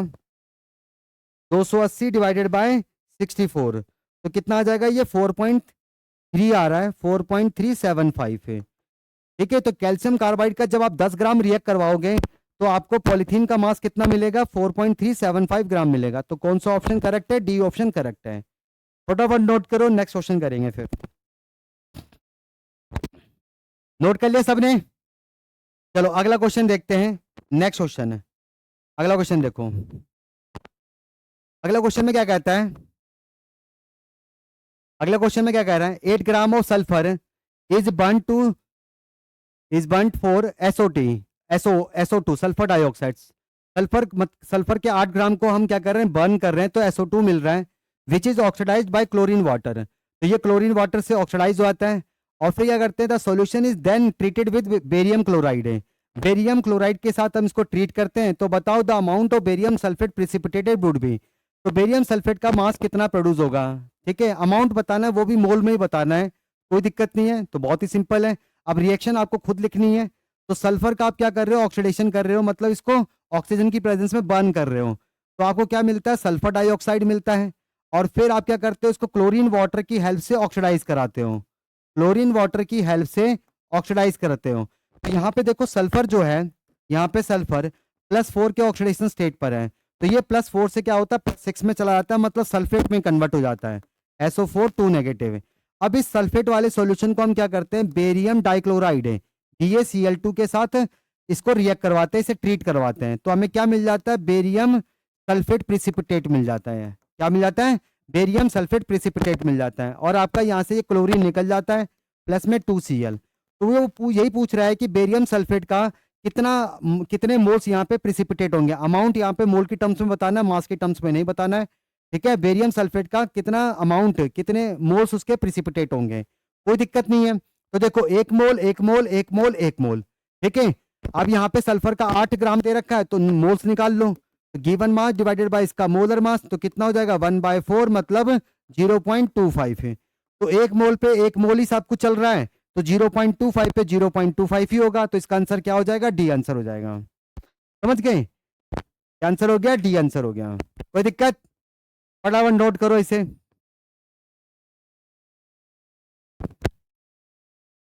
चलो आगे देखते हैं, अगला क्वेश्चन देखो जरा, छठा क्वेश्चन देखो। छठे क्वेश्चन में क्या कहता है, an amount of 2 moles of KClO3 is decompose completely to produce O2 gas है। अब KClO3 को हम क्या कर रहे हैं, डिकम्पोज कर रहे हैं, KClO3 को हम क्या कर रहे हैं, डिकम्पोज कर रहे हैं। तो चलो भाई डिकम्पोज कर देते हैं। डिकम्पोज मतलब इसको हीट करा तो टूट गया, ठीक है, किस में टूटेगा, 2KCl प्लस में 3O2 में टूट जाएगा, ठीक है। तो इसमें डिकम्पोज कर गया है। अब क्या कहता है कि इसमें जो ऑक्सीजन गैस प्रोड्यूस हुई है, हम उसको क्या कर रहे हैं, बुट ये C4H8, ये क्या आपका बुटीन, बुटीन का कंबशन करने में इसको यूज कर लेते हैं। तो कहता है कि how many moles of butene C4H8 can be burn completely by the O2 gas है। मतलब जितना यहाँ पे O2 गैस प्रोड्यूस हो रहा है, कहाँ से, KClO3 के 2 मोल से, KClO3 के 2 मोल से जितना भी आपका O2 प्रोड्यूस हो रहा है, ठीक है, उतने O2 को अगर हम बुटीन का कंबशन करने में लगा देंगे, तो बताओ कि आपका बुटीन के कितने मोल्स यहाँ पर बर्न हो जाएंगे, बुटीन के कितने मोल्स बर्न होंगे, ये हमें, ठीक है ना, हमसे पूछ रहा है। कोई दिक्कत नहीं है, कर लेते हैं। एक और रिएक्शन लिख लेते हैं बुटीन का, C4H8। तो यहाँ पे जितनी ऑक्सीजन प्रोड्यूस हुई है, ठीक है ना, कहाँ से, KClO3 के 2 मोल से। अब देखो KClO3 के 2 मोल से कितने मोल्स प्रोड्यूस हो रहे हैं, 3 मोल्स प्रोड्यूस हो रहे हैं। तो इन सारे मोल्स ऑफ ऑक्सीजन का यूज मैंने क्या किया, बुटीन का, हाइड्रोकार्बन का कंबशन करने में कर दिया। तो इसका कंबशन कर रहा हूं, O2 गैस गिव्स टू, जब भी हाइड्रोकार्बन का हम कंबशन करते हैं तो हमेशा क्या मिलता है, कार्बन डाइऑक्साइड प्लस आपका वाटर बनता है। तो रिएक्शन बैलेंस होनी चाहिए, 4 कार्बन है तो 4 कार्बन लगा दो, हाइड्रोजन 8 है तो 8 कर देते हैं, बैलेंस हो गया। ऑक्सीजन देखो कितने हैं, इधर ऑक्सीजन 8 हो गए और ये 4 12 हो गए, तो ये 6 हो गए, ठीक है। तो अब देखो जरा क्वेश्चन में क्या कहता है कि KClO3 के जब 2 मोल्स डिकम्पोज होंगे, तो O2 गैस कितना प्रोड्यूस होगा, कितना प्रोड्यूस होगा भाई, 2 मोल के लिए कितना प्रोड्यूस हो रहा है, 3 मोल। तो आपको O2 गैस के कितने मोल मिले, 3 मोल मिले, ठीक है। तो जितने भी मोल्स आपको मिले हैं ऑक्सीजन गैस के, कितने मोल प्रोड्यूस हुए, 3 मोल। अब इन तीनों मोल्स ऑफ ऑक्सीजन का आपने यूज किया है बुटीन का कंबशन करने में, तो बताओ ये 3 मोल ऑफ ऑक्सीजन बुटीन के कितने मोल्स का कंबशन कर देंगे। कोई दिक्कत नहीं है। तो देखो 6 मोल, आप ये 6 मोल ऑक्सीजन यूज करते हो बुटीन का 1 मोल का कंबशन करने में। बुटीन का 1 मोल कंबशन करने के लिए ऑक्सीजन गैस के 6 मोल रिक्वायर्ड होते हैं, 6 मोल। तो 6 मोल के लिए 1 मोल, 6 मोल इसका बुटीन का 1 ही मोल का कंबशन करता है, तो 1 के लिए कितना हो जाएगा, 1/6। तो बताओ 3 का कितना हो जाएगा, 3 के लिए कितना, ये 3 के लिए जब ऑक्सीजन गैस के 3 मोल्स होंगे तो बुटीन के कितने मोल्स का कंबशन करेंगे, तो 1/6 × 3, तो इससे काटूंगा तो ये 2 हो जाएगा, तो ये कितना आ गया 0.5 है। तो बुटीन के 0.5 मोल्स का ही कंबशन होगा, तो पहला ऑप्शन आपका करेक्ट है। समझ गए? नोट करो, फिर नेक्स्ट क्वेश्चन करते हैं। चलो अगला क्वेश्चन देखो, अगला क्वेश्चन देखो, नेक्स्ट क्वेश्चन देखो। अगले क्वेश्चन में क्या कहता है, सेकंड क्वेश्चन, ये 7th क्वेश्चन है। 7th question, 4 grams of a mixture of calcium carbonate and sand SiO2 is treated with an excess of HCl. 0.88 gram of CO2 is produced. What is the percentage of calcium carbonate in the original mixture? आपसे पूछ रहा है कि original mixture के अंदर calcium carbonate का percentage कितना होगा। तो भाई जो आपको मिक्सचर जो दे रखा है कैल्शियम कार्बोनेट और आपको सैंड का SiO2 सिलिकॉन डाइऑक्साइड का, ठीक है, तो इस 4 ग्राम के अंदर कैल्शियम कार्बोनेट कितना प्रेजेंट है मुझे नहीं मालूम है, तो आप एक्स मान सकते हो। और जो ये आपका ये सिलिकॉन डाइऑक्साइड है वो HCl के साथ तो रिएक्शन शो करेगा नहीं, कैल्शियम कार्बोनेट ही HCl के साथ रिएक्शन करता है और उसी से CO2 प्रोड्यूस होता है। तो रिएक्शन सबसे पहले लिख लो, तो कैल्शियम कार्बोनेट आपका 2 HCl के साथ रिएक्शन करेगा, gives to calcium chloride, gives to calcium chloride plus में H2O प्लस में CO2। ठीक है ना, रिएक्शन क्या होनी चाहिए, बैलेंस होनी चाहिए, तो आपकी रिएक्शन पूरी बैलेंस है। ठीक है, अब यहां पर देखो जरा, अब यहाँ पे आपको सिलिकॉन डाइऑक्साइड भी दे रखा है, तो सिलिकॉन डाइऑक्साइड तो इसके साथ HCl के साथ कोई रिएक्शन शो नहीं करेगा, नो रिएक्शन, तो इससे आपको कोई CO2 नहीं मिलेगा, कोई CO2 नहीं मिलेगा। ठीक है, तो इससे कोई दिक्कत नहीं है, ऐसे भी ये इसके अंदर एज ए इम्प्योरिटी के तौर पे काम कर रहा है और इम्प्योरिटी से आपका कुछ नहीं बनता है, खत्म। अब इसमें सपोज करो इस मिक्सचर के 4 ग्राम में कैल्शियम कार्बोनेट कितना प्रेजेंट है, तो मान लो x ग्राम है, कितना x ग्राम। अब देखो जब इसका 1 मोल रिएक्ट होता है तो कार्बन डाइऑक्साइड का 1 मोल प्रोड्यूस होता है। मास में बात करो, 1 मोल का मास इसका क्या होगा, मोलर मास, तो 100 ग्राम जब इसका रिएक्ट होगा तो इसका 44 ग्राम बनेगा। तो 100 gram of calcium carbonate, 100 gram of calcium carbonate gives 44 gram of carbon dioxide है।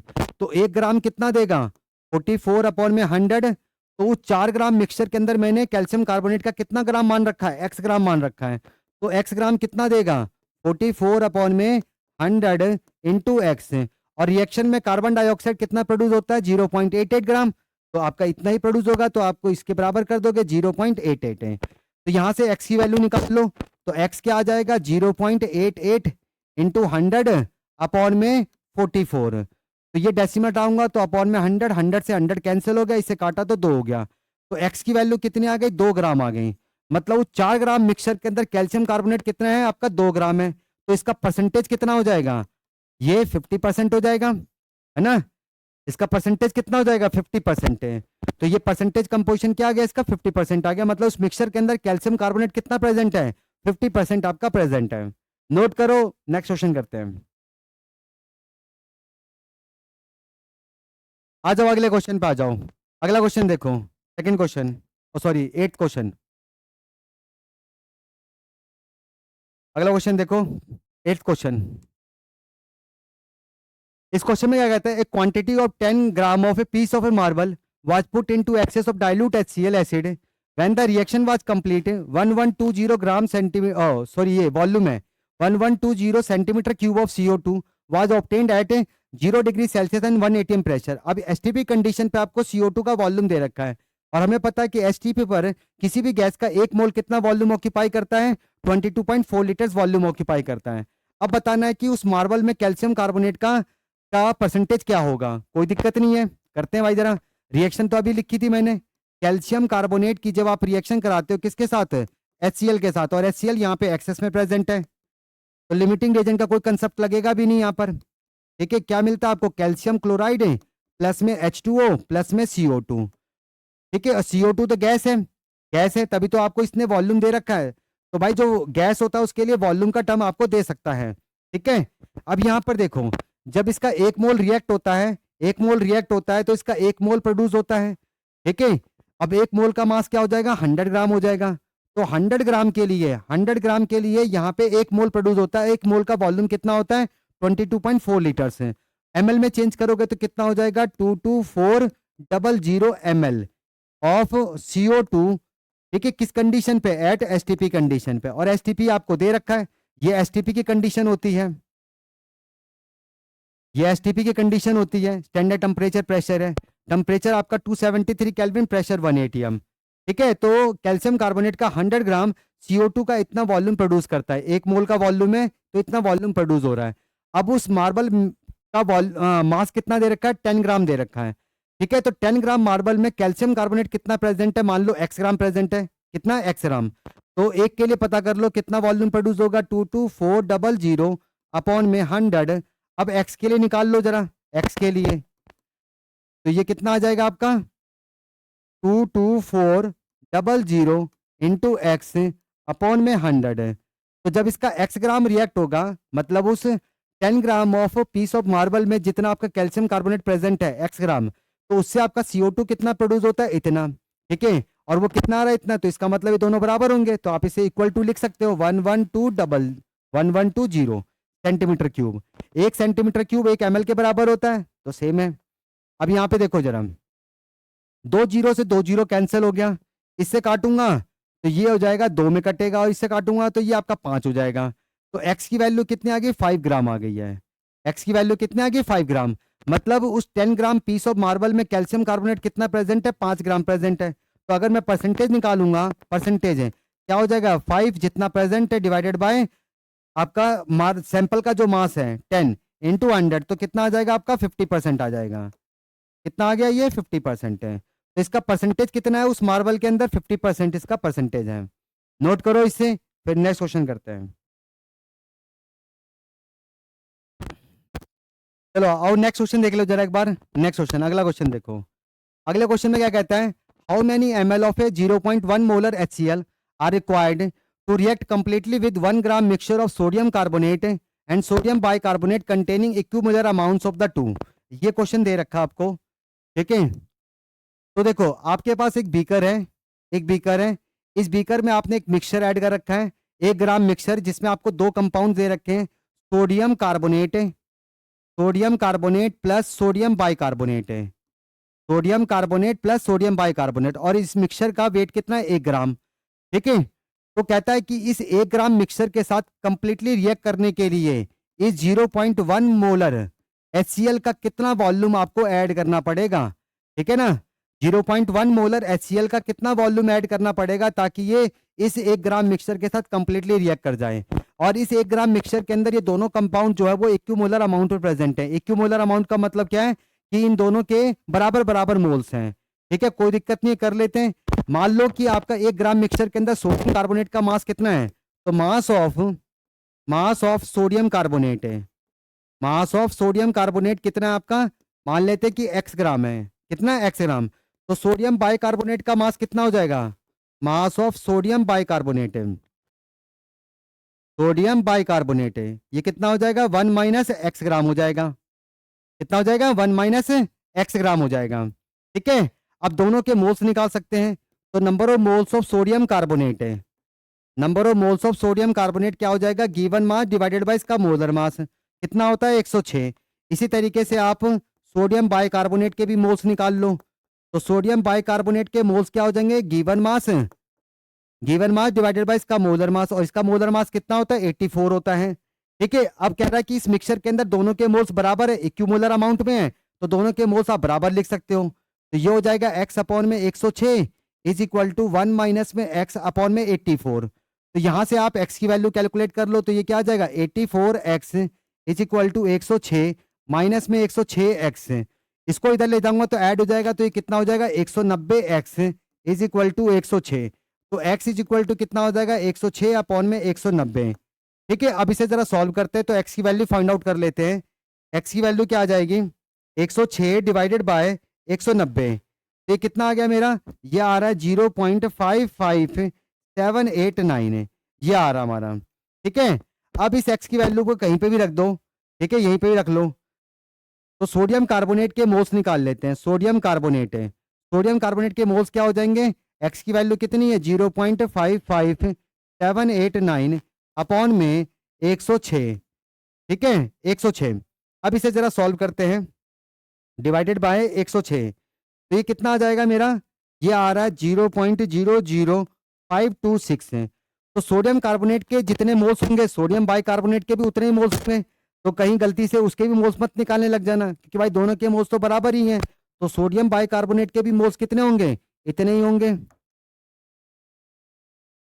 Number of moles of sodium bicarbonate है, सोडियम बाइकार्बोनेट के मोल्स कितने होंगे? भाई जितने सोडियम कार्बोनेट के होंगे 0.00526 हैं, इतने ही होंगे। समझ रहे हो?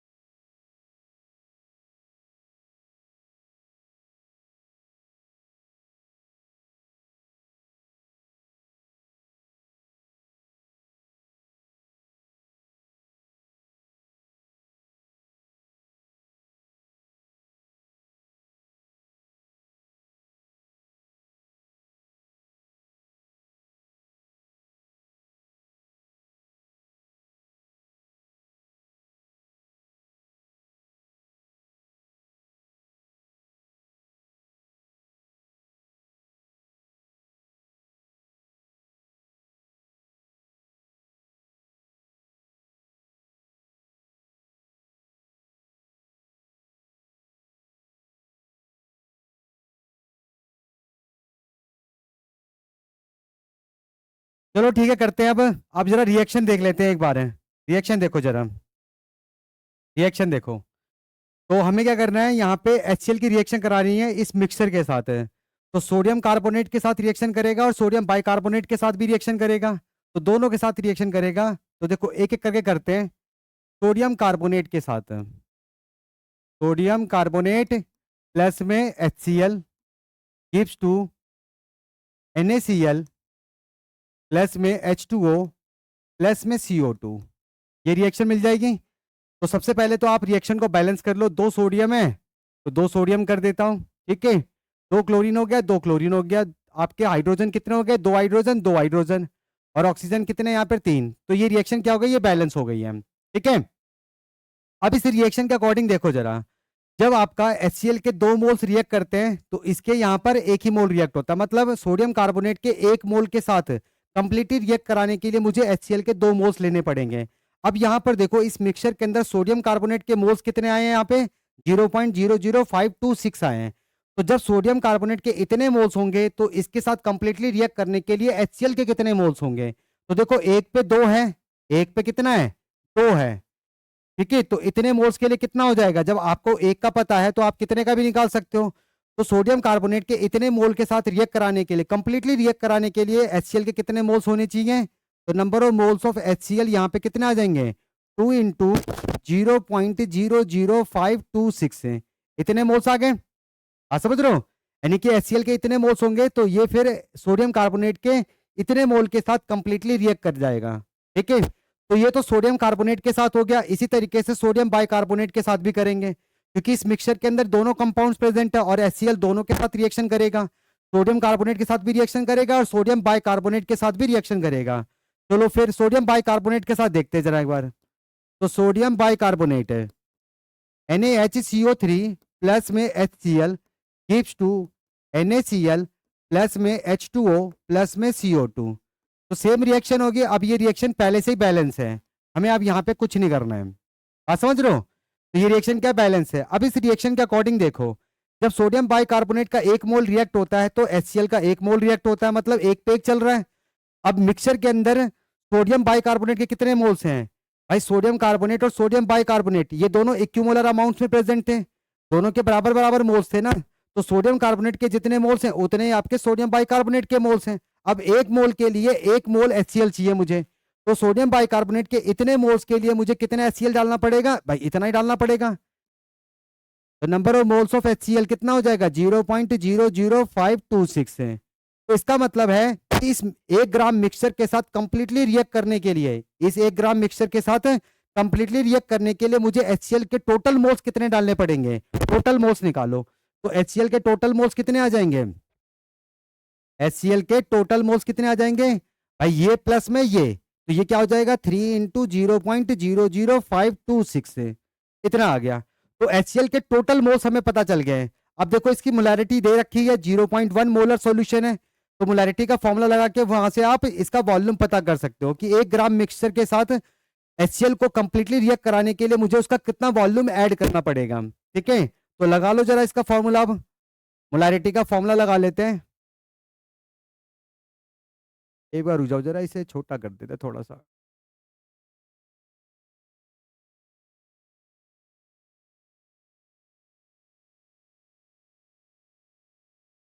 अब देखो इधर नेक्स्ट है, मोलैरिटी आपको HCl की दे रखी है।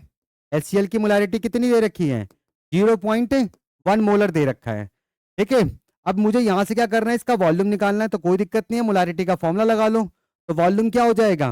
Volume is equal to number of moles upon में मोलैरिटी। ये हो जाएगा। भाई मोलैरिटी का फॉर्मूला आपको मालूम है ना, मोलैरिटी क्या होता है? नंबर ऑफ मोल्स अपॉन में volume of the solution in litres. तो वॉल्यूम क्या हो जाएगा? नंबर ऑफ मोल्स अपॉन में मोलैरिटी ऑफ द सॉल्यूशन है। ठीक है, तो यहां से वॉल्यूम निकाल लेते हैं। तो वॉल्यूम क्या हो जाएगा? Number of moles, total moles कितने रिक्वायर्ड हैं 1 ग्राम मिक्सचर के साथ कंप्लीटली रिएक्ट करने के लिए HCl के कितने मोल्स रिक्वायर्ड है? इतने मोल्स रिक्वायर्ड है। तो 3 इंटू 0.00526 अपॉन में 0.1। अब इसे सॉल्व करो। जब आप इसे सॉल्व करोगे तो ये कितना आ जाएगा? सॉल्व करने पे कितना आएगा एक बार देख लेते हैं। 3 इंटू 0.00526 डिवाइडेड बाय 0.1, तो ये कितना आ गया मेरा? ये आ गया 0.1578। इतने लीटर्स आ रहा है। आप इसे ml में चेंज कर सकते हो क्योंकि उसने वॉल्यूम किस में पूछा हुआ है? ml में। तो 1 लीटर में कितने ml होते हैं? 1000 ml होते हैं। तो 1000 से मल्टीप्लाई करोगे तो आपका डेसिमल जो होगा 3 डिजिट के बाद शिफ्ट हो जाएगा। तो वॉल्यूम कितना आ जाएगा? 157.8 ml। इतना वॉल्यूम रिक्वायर्ड होगा इस 1 ग्राम मिक्सचर के साथ कंप्लीटली रिएक्ट करवाने के लिए।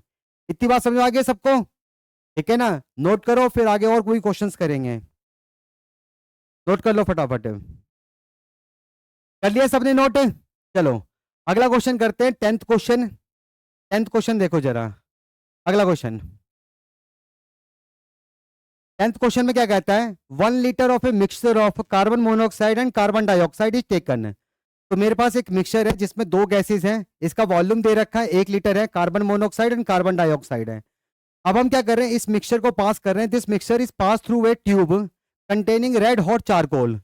ठीक है, मैंने क्या किया, इस मिक्सचर को एक रेड हॉट चारकोल से पास किया। लिखा है ना, रेड हॉट चारकोल से पास कर रहे हैं। तो वॉल्यूम जो है वो आपका क्या बन गया? अब 1.6 लीटर्स बन गया है। ठीक है, मतलब आपका यहाँ पे वॉल्यूम क्या आ रहा है? The volume now becomes 1.6 litres है। And the volumes are measured under the same condition. Find the composition of the mixture by volume.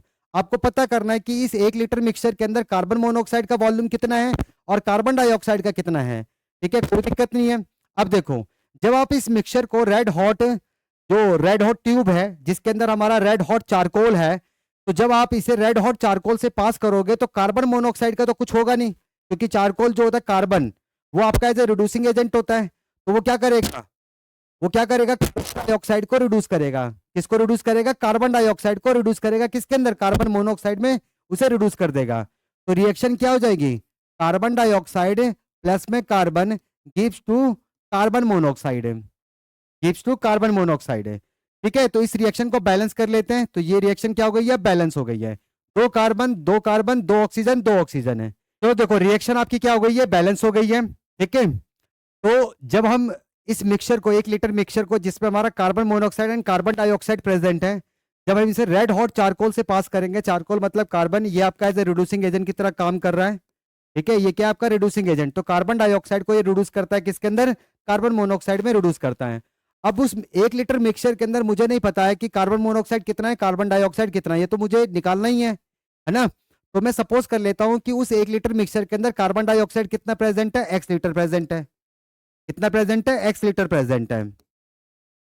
अब इधर देखो, जब इसका x लीटर कंज्यूम होगा, जब इसका x लीटर रिएक्शन में कंज्यूम होगा, अब यहां पर ये कार्बन मोनोऑक्साइड कितना बनेगा? अब देखो ये दोनों जो हैं ये गैसियस फेज में है, ये गैसियस फेज में है, ये भी आपका क्या है? गैसियस फेज में है।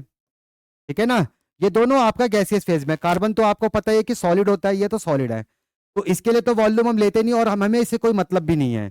ठीक है, तो यहाँ पे देखो जरा, अकॉर्डिंग टू रिएक्शन देखो, जब इसका 1 मोल रिएक्ट होता है तो इसके 2 मोल्स बनते हैं। 1 मोल पे 2 मोल। पर जब आपके गैसेस प्रेजेंट होते हैं तो आप उसके लिए वॉल्यूम भी यूज कर सकते हो।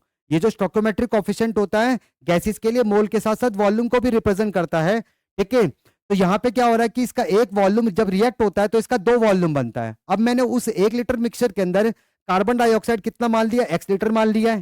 कितना माना, x लीटर है। तो इसका मतलब कार्बन मोनोऑक्साइड कितना प्रोड्यूस होगा, मेरा ये 2x लीटर प्रोड्यूस हो जाएगा। कितना प्रोड्यूस हो जाएगा, 2x लीटर प्रोड्यूस हो जाएगा। समझ रहे हो। अब यहां पर देखो, अब पहले कार्बन मोनोऑक्साइड कितना था उसके अंदर, कार्बन मोनोऑक्साइड पहले उस मिक्सचर में, क्योंकि उस 1 लीटर मिक्सचर के अंदर, उस 1 लीटर मिक्सचर के अंदर मैंने कार्बन डाइऑक्साइड को कितना मान लिया, x माना था। कार्बन डाइऑक्साइड को मैंने क्या माना था, x लीटर माना था। तो कार्बन मोनोऑक्साइड कितना प्रेजेंट है वहां पर, वो है 1 माइनस में x लीटर, इतना प्रेजेंट है। अब यहां जब आपने इस मिक्सचर को रेड हॉट चारकोल से पास किया तो फिर यहाँ पे भी आपको कार्बन मोनोऑक्साइड मिला। तो कार्बन मोनोऑक्साइड पहले भी प्रेजेंट है, उसका तो कुछ हुआ नहीं, जितना पहले प्रेजेंट था वो तो वैसा का वैसा ही रहा। और जब कार्बन डाइऑक्साइड का रिडक्शन हुआ, इस चारकोल ने कार्बन डाइऑक्साइड को रिड्यूस किया किसके अंदर, कार्बन मोनोऑक्साइड में, तो वहां से भी आपको कार्बन मोनोऑक्साइड मिल गया। अब टोटल कार्बन मोनोऑक्साइड कितना मिला, टोटल कार्बन मोनोऑक्साइड कितना है, ये आपका पहले से प्रेजेंट था 1 माइनस एक्स और ये आपका 2x, तो टोटल कितना हो गया 1 माइनस एक्स प्लस में 2x, ये आपका टोटल कार्बन मोनोऑक्साइड का वॉल्यूम हो गया। इस वजह से आपका वॉल्यूम क्या हो गया, बढ़ गया। तो वॉल्यूम आप कितना हो गया 1.6 लीटर्स हो गया। अब यहां से x की वैल्यू निकाल लो, तो ये क्या हो जाएगा 1 प्लस में x इज इक्वल टू 1.6 है। तो x इज इक्वल टू कितना हो जाएगा मेरा, ये 0.6 लीटर्स है।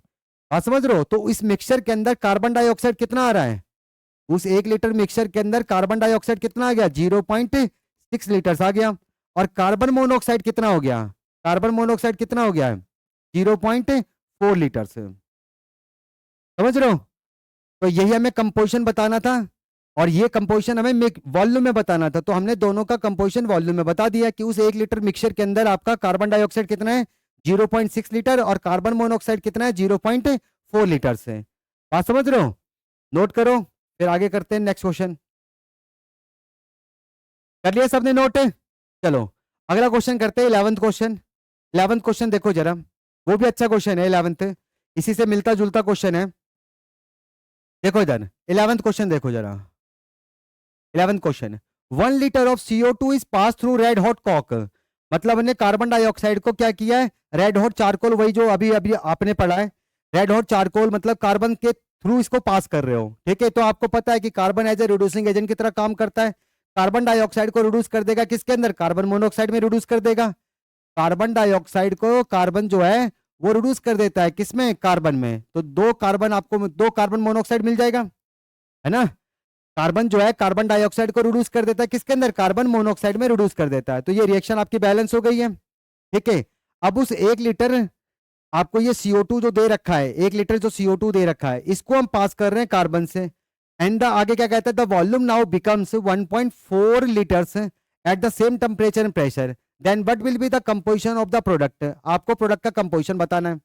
इसका मतलब है कि यहाँ पे CO2 का जो हमने 1 लीटर लिया हुआ है वो आपका कंप्लीट रिएक्ट नहीं हो रहा है, क्योंकि वो कंपोजिशन पूछ रहा है प्रोडक्ट का। तो यहाँ पे आपका CO2 कंप्लीट रिएक्ट नहीं हो रहा है, ठीक है। तो एक पहले प्रेजेंट था, तो at time t is equal to 0, at time t is equal to 0 जब आपका रिएक्शन स्टार्ट भी नहीं हुआ है, रिएक्शन स्टार्ट भी नहीं हुआ, तो उस टाइम पे आपका सिर्फ रिएक्टेंट ही प्रेजेंट होगा।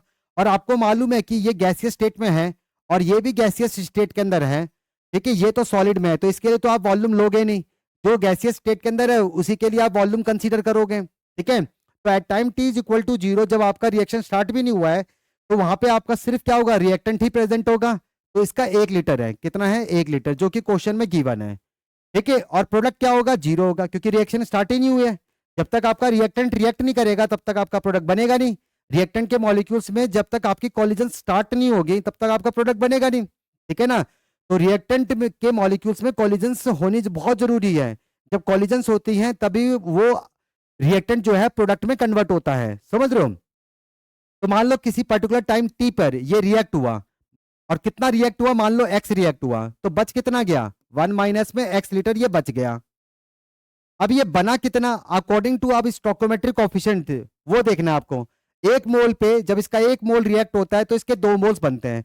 तो जब इसका आप x मोल रिएक्ट करवाओगे, जब आप इसका x मोल रिएक्ट करवाओगे तो ये कितना बनेगा, 2x मोल बनेगा। कितना बनेगा, 2x मोल बनेगा। आप समझ रहे हो? तो यहां पर इस रिएक्शन के अंदर क्या हो रहा है कि आपका कार्बन डाइऑक्साइड का जो आपने 1 लीटर लिया है वो रिएक्शन में कंप्लीटली रिएक्ट नहीं कर रहा है, ठीक है ना।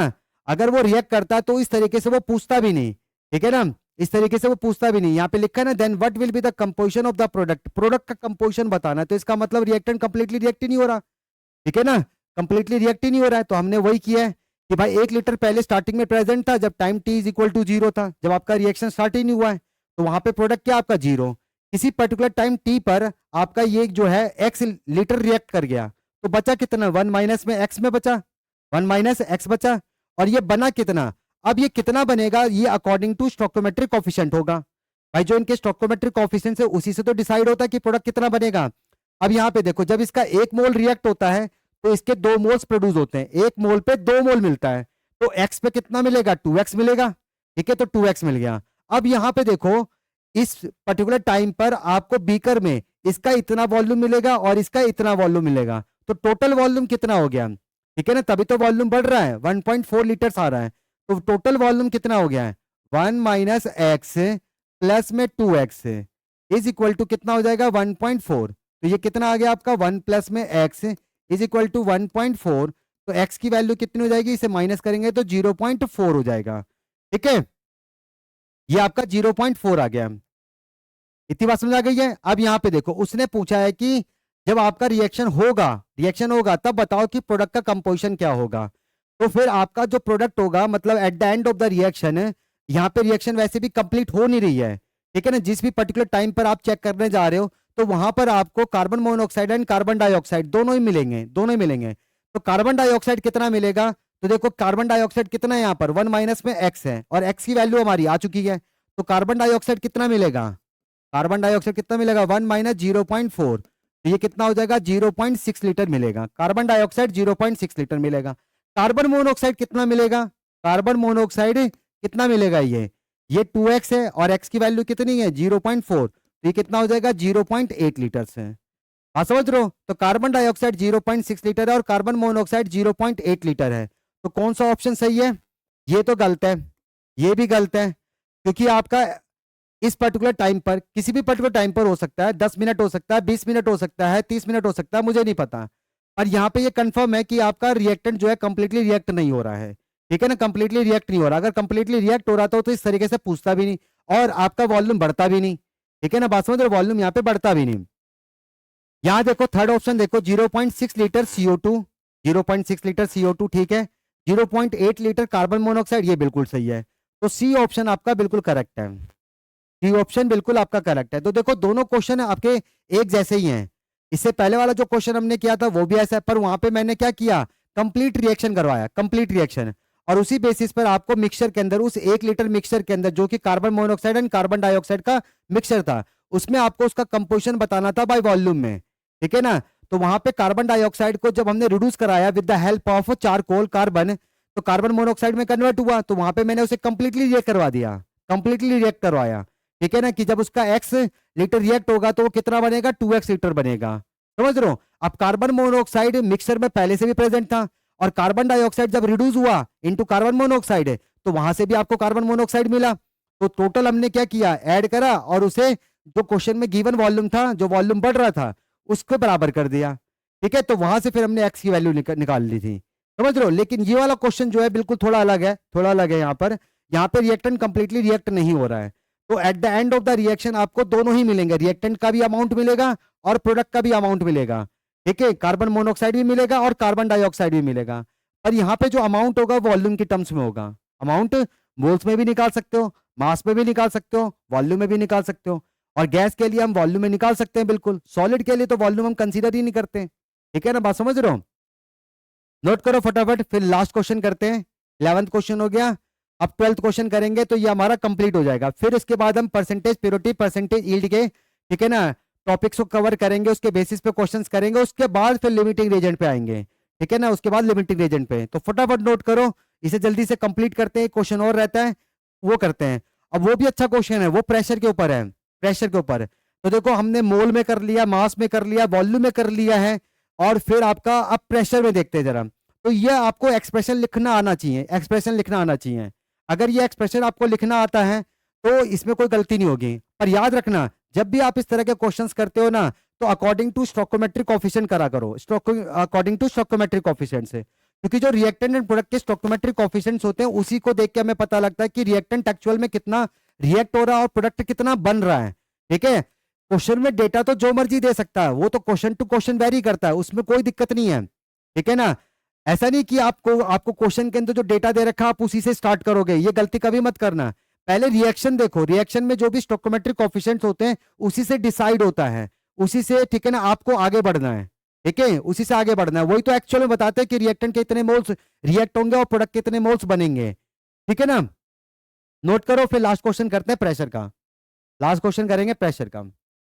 ठीक है, और एक क्वेश्चन ये आपके घर के लिए है, ये वाला देखो, यहाँ पे नीचे वाला जो क्वेश्चन है, when O2 gas is subjected to electric discharge it gets partially converted to ozone. मतलब यहाँ पे O2 गैस जो है वो ओजोन गैस में कन्वर्ट हो रहा है। रिएक्शन में लिख देता हूँ, रिएक्शन में लिख देता हूँ, रिएक्शन क्या हो जाएगी, 2O2, 2O2, एक मिनट रुक जाओ जरा, बैलेंस कर ले, यहाँ 3 लगाना पड़ेगा, 3O2 gas gives to 2O3 gas. ठीक है, मतलब आपका ऑक्सीजन गैस किस में कन्वर्ट हो रहा है, ओजोन गैस में कन्वर्ट हो रहा है। रिएक्शन बैलेंस है, 6 ऑक्सीजन 6 ऑक्सीजन। आपको पता है कि ऑक्सीजन का जो फ्री स्टेट होता है वो O2 भी होता है, और ऑक्सीजन गैस भी होता है और ओजोन गैस भी होता है, दोनों ही होता है। तो O2 gas is subject to electric discharge. It gets partially converted to ozone. Under certain condition, when 12 liter of O2 is subject to electric discharge, the volume of the gas now becomes 10 liters. What percentage of O2 converts to O3? ये आपको बताना है। ठीक है, तो बहुत ही आसान सा क्वेश्चन है।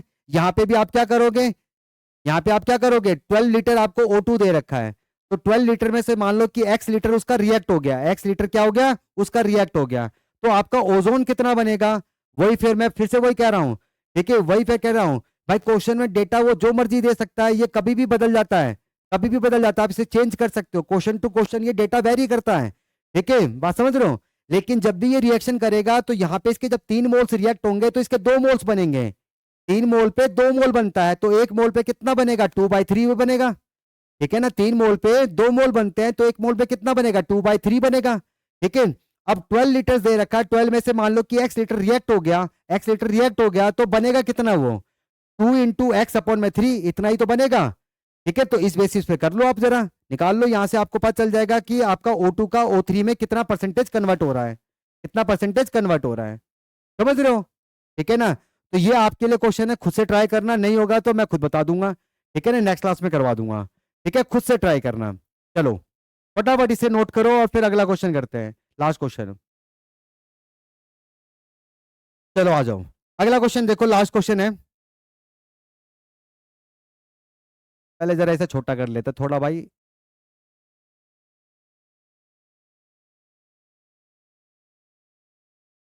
हो गया ये, हाँ चलो सही है।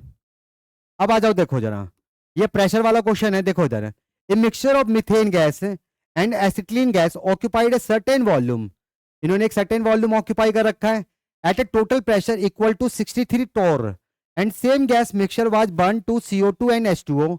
ठीक है, हम क्या कर रहे हैं, इस मिक्सचर को बर्न कर रहे हैं। आपको पता है कि जब भी हम हाइड्रोकार्बन्स का कंबशन करते हैं in the presence of oxygen, तो हमें क्या मिलता है, CO2 गैस एंड वाटर मिलता है। अब आगे क्या कहता है, the CO2 gas alone was collected in the same volume. उसी वॉल्यूम में हमने CO2 गैस को कलेक्ट किया, तो और सेम टेम्परेचर पे ही, same temperature, same volume same temperature, तो फिर आपका प्रेशर कितना होता है, 69 टोर हो जाता है। तो बताओ कि what was the mole fraction of methane in the original gas mixture. Original gas mixture के अंदर मीथेन का मोल फ्रैक्शन कितना है, ये हमसे पूछ रहा है। वो दिक्कत नहीं है भाई, कर लेंगे। देखो इधर, तो यहाँ पे आपकी 2 रिएक्शंस बनेंगे, 2 रिएक्शंस बनेंगे। तो सबसे पहले तो मीथेन की कर लेते हैं। तो मीथेन प्लस में 2O2 gas gives to carbon dioxide gas plus में 2H2O। रिएक्शन देखो आपकी पूरी बैलेंस है, एक कार्बन एक कार्बन, रिएक्शन बैलेंस होनी चाहिए, क्योंकि अगर रिएक्शन बैलेंस नहीं होगी तो आपको एक्चुअल स्टोइकोमेट्रिक कोएफिशिएंट्स के बारे में पता ही नहीं चलेगा कि रिएक्टेंट के कितने मोल्स रिएक्ट हो रहे हैं और प्रोडक्ट के कितने मोल्स बन रहे हैं। ठीक है, तो एक कार्बन है, एक कार्बन है, 4 हाइड्रोजन है, 4 हाइड्रोजन है, ऑक्सीजन कितने हैं मेरे यहाँ पर, 4 ऑक्सीजन है, तो दो ये रहे, दो ये रहे, बैलेंस रिएक्शन है। ठीक है, इसी तरीके से आप क्या करो, एसिटिलीन की रिएक्शन कराओ, C2H2 प्लस में O2 गिव्स टू, क्या मिल जाएगा आपको, कार्बन डाइऑक्साइड, और दो कार्बन है, दो कार्बन कर देता हूं। ठीक है, प्लस में H2O, प्लस में H2O। अब यहाँ पे देखो कार्बन कितने, दो कार्बन है, दो कार्बन मेरा बैलेंस हो गया है। ठीक है, हाइड्रोजन देखो कितने हैं यहाँ पर, दो हाइड्रोजन है और यहाँ पे दो हाइड्रोजन है। ऑक्सीजन देखो कितने हो गए हैं, ऑक्सीजन यहाँ पे 4 हो गया और यहाँ पे एक ऑक्सीजन है, यहाँ पे 4 ऑक्सीजन है, यहाँ पे एक है, तो 5 ऑक्सीजन हो गए। तो यहाँ पे 5 होने चाहिए, तो 5/2 कर देता हूँ ना भाई, 5/2 कर दिया, तो आपका ऑक्सीजन भी क्या हो गया, बैलेंस हो गया। ऑक्सीजन भी क्या हो गया, बैलेंस। तो ये दो रिएक्शन है, दो रिएक्शन। ठीक है, अब देखो दोनों रिएक्शन में आपको CO2 गैस मिल रहा है, यहां से भी आपको CO2 गैस मिल रहा है, यहां से भी आपको CO2 गैस मिल रहा है। जब आप दोनों CO2 को ऐड करोगे, मतलब जो आपको भाई दोनों तो एक ही बीकर में है, एक ही बीकर में सेम वॉल्यूम सेम टेम्परेचर पे ही आएगा। ठीक है, तो आपका जो CO2 का टोटल, जो CO2 का जो प्रेशर होगा वो आपका क्या होगा, 69 टोर के बराबर होगा। ठीक है, तो पहले ये पता कर लेते हैं, पहले ये पता कर लेते हैं कि यहां से CO2 कितना आ रहा है, मतलब यहां से CO2 का प्रेशर कितना एग्जर्ट होगा और यहां से CO2 का कितना प्रेशर एग्जर्ट होगा। ठीक है ना, और दोनों का टोटल करेंगे तो किसके बराबर हो जाएगा, 69 टोर के बराबर हो जाएगा। तो ये करते हैं। अब देखो इन दोनों गैसेस का, इन दोनों गैसेस का, इन दोनों गैसेस का जो आपका प्रेशर है, इन दोनों गैसेस का, मीथेन का और एसिटिलीन का जो आपका प्रेशर है, टोटल प्रेशर वो कितना है, 69 टोर है। तो सपोज कर लो 63 टोर है, उस 63 टोर में आपका मीथेन का जो प्रेशर है वो कितना है, एक्स, मान लेता हूं एक्स प्रेशर है। ठीक है, कितना है, एक्स प्रेशर है। तो बाकी का किसका होगा, इसका होगा। तो 63 माइनस में एक्स है, समझ रहे हो। आपको यूनिट चेंज करने की कोई जरूरत नहीं है, यूनिट चेंज करने की कोई जरूरत नहीं है। ठीक है, तो मैंने क्या मान लिया भाई, देखो दोनों इस मिक्सचर का, जो आपको ये इन दोनों गैसेस का मिक्सचर दे रखा है, इन दोनों गैसेस का जो टोटल प्रेशर है, इस मिक्सचर का जो प्रेशर है वो कितना है, 63 टोर है। तो उस 63 टोर में से मैंने मान लिया कि इसका कितना प्रेशर है, एक्स प्रेशर है, और इसका कितना होगा, 63 माइनस में एक्स होगा। अब यहाँ पे देखो जरा, जैसे आप मोल में डील करते हो, जैसे आप मोल में डील करते हो, ठीक है, उसी तरीके से आप गैस के लिए वॉल्यूम में भी डील करते हो, उसी तरीके से उसको आप प्रेशर में भी डील कर सकते हो, कोई दिक्कत नहीं है। यहाँ पे देखो जरा, एक के लिए एक है भाई, एक मीथेन है, एक मोल मीथेन का जब रिएक्ट होता है तो कार्बन डाइऑक्साइड का एक ही बनता है, सेम चल रहा है। ठीक है, अब ये भी गैस है, ये भी गैस है, तो आप इसे वॉल्यूम के टर्म्स में भी कर सकते हो, प्रेशर के टर्म्स में भी कर सकते हो। ठीक है ना भाई, आपने वो इक्वेशन देखी है ना, PV is equal to nRT। तो यहाँ पे क्या होता है, नंबर ऑफ मोल्स प्रेशर और वॉल्यूम के डायरेक्टली प्रोपोर्शनल होता है, तो जैसा आपका मोल में चलेगा वैसे प्रेशर में वॉल्यूम में चलता है। और याद रखना ये चीज आप गैस के लिए कंसीडर करोगे, अगर कोई सॉलिड में होगा तो उसके लिए तो हम प्रेशर ना वॉल्यूम, प्रेशर भी यूज नहीं करते ना वॉल्यूम यूज करते हैं, समझ रहे हो। तो ये गैस के लिए होता है। तो एक के लिए क्या है, एक है, तो एक्स के लिए कितना हो जाएगा, एक्स हो जाएगा, तो इसका कितना प्रेशर होगा, एक्स प्रेशर होगा, मतलब एक्स टोर प्रेशर होगा। तो यहां से ये कितना प्रेशर एग्जर्ट कर रहा है, एक्स टोर का प्रेशर एग्जर्ट कर रहा है। यहां पे आ जाओ जरा, जब इसका एक रिएक्ट होता है, जब इसका एक मोल रिएक्ट होता है तो इसके दो मोल्स रिएक्ट होते हैं। तो प्रेशर, जब इसका प्रेशर इतना रिएक्ट होगा, प्रेशर ये देख रहे हो 63 माइनस में एक्स है, जब इसका इतना प्रेशर कंज्यूम हो जाएगा, रिएक्ट हो जाएगा, तो फिर ये कितना बनेगा, ये कितना बनेगा, तो ये 2 इंटू 63 माइनस में एक्स है, इतना बनेगा, इतना टोर आ जाएगा। ठीक है ना, तो इस रिएक्शन से CO2 का कितना प्रेशर आ रहा है, एक्स टोर प्रेशर आ रहा है, और इस रिएक्शन से आपका CO2 का कितना प्रेशर आ रहा है, इतना प्रेशर आ रहा है। अब टोटल प्रेशर कितना हो गया, दोनों को ऐड कर दो, तो x प्लस में 2 इंटू 63 माइनस में x इज इक्वल टू किसके बराबर हो जाएगा भाई, CO2 गैस उस बीकर में टोटल प्रेशर कितना एग्जर्ट कर रहा है, 69 टोर का कर रहा है, 69 है, इसके बराबर हो जाएगा। अब इसे सॉल्व करो जरा, x प्लस में ये क्या हो जाएगा आपका 12, 6 माइनस में 2x इज इक्वल टू 69 है। ठीक है, तो ये माइनस करोगे तो ये हो जाएगा आपका, इसको 126 माइनस में 69, और इधर जो हो जाएगा आपका x हो जाएगा। ठीक है, x है, तो यहां से x की वैल्यू निकालो, तो 126 में से 69 माइनस करो, तो 16 में से 9 गया तो 7, और फिर यहाँ पर आपका क्या बच गया, 11, 11 में से 6 गया तो 5 है, तो ये कितना आ गया आपका 57 आ गया। तो x की वैल्यू क्या आ गई आपकी, 57 आ गई, x की वैल्यू क्या आ गई है, 57 आ गई है। ठीक है, ये हमने पता कर लिया है। ठीक है, कोई दिक्कत किसी को इसमें, ठीक है। इसको यहाँ से हटा देते हैं भाई। तो यहाँ पे देखो जरा, तो मीथेन का जो प्रेशर है, मीथेन का जो प्रेशर है वो कितना है, 57 टोर है। मीथेन का प्रेशर कितना आ रहा है, 57 टोर आ रहा है। एसिटिलीन का प्रेशर कितना होगा, C2H2, इसका प्रेशर कितना होगा भाई, टोटल कितना दे रखा था, 63 टोर दे रखा था। तो 63 में से आप 57 को माइनस करो, तो ये कितना हो जाएगा आपका, ये 6 टोर हो जाएगा। कितना हो जाएगा, 6 टोर हो जाएगा। ठीक है। वैसे भी हमसे वो एसिटिलीन के बारे में तो कुछ पूछ ही नहीं रहा, वो तो कह रहा है कि ओरिजिनल गैस मिक्सचर के अंदर मीथेन का मोल फ्रैक्शन बताओ। अब मुझे पता चल गया उस टोटल प्रेशर के अंदर, उस 63 प्रेशर में आपका मीथेन का प्रेशर कितना है, 57 टोर का है। कितना है, 57 है। तो आपको क्या निकालना है, मोल फ्रैक्शन निकालना है। तो अब यहां पर क्या करोगे, Dalton's law of partial pressure लगाओ। क्या लगाओगे, Dalton's law of partial pressure लगाओ।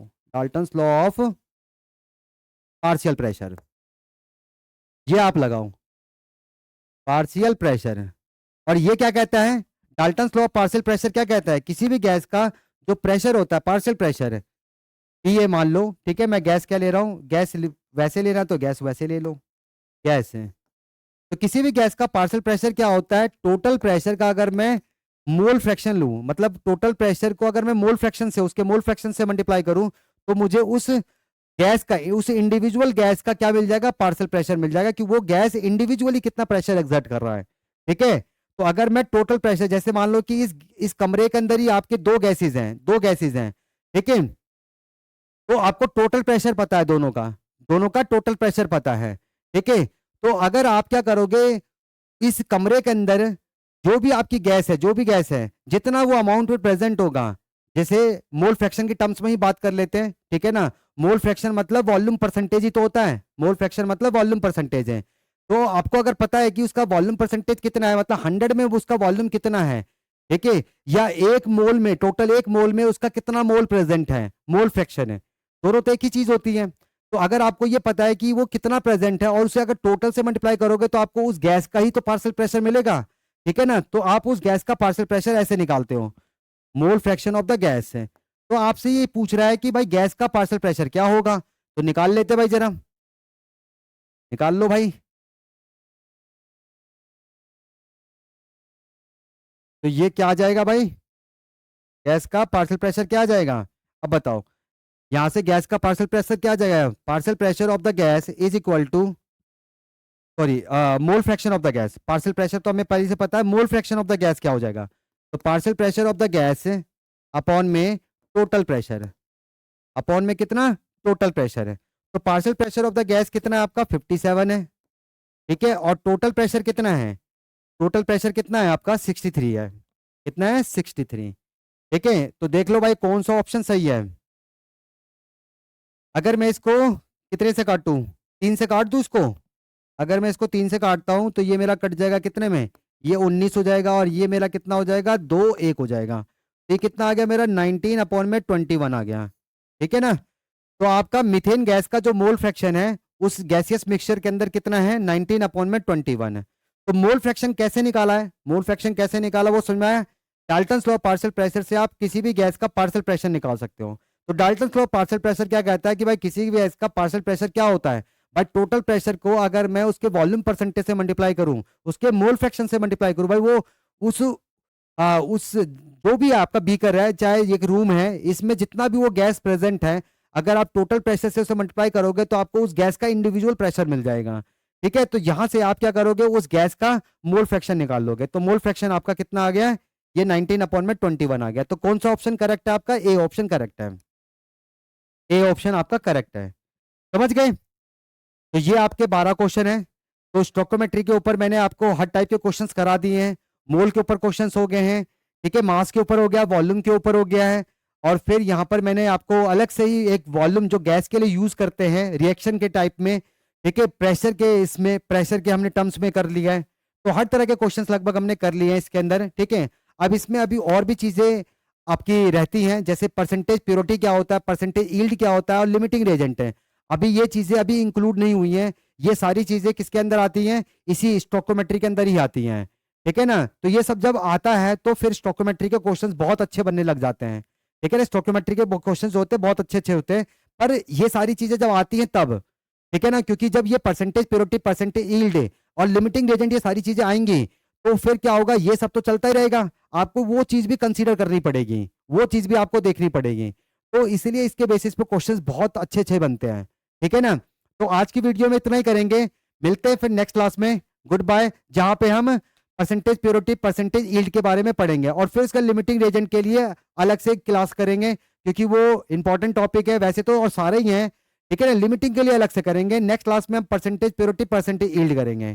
ठीक है, तो आज के लिए इतना ही कर रहे हैं, मिलते हैं नेक्स्ट क्लास में। Good bye.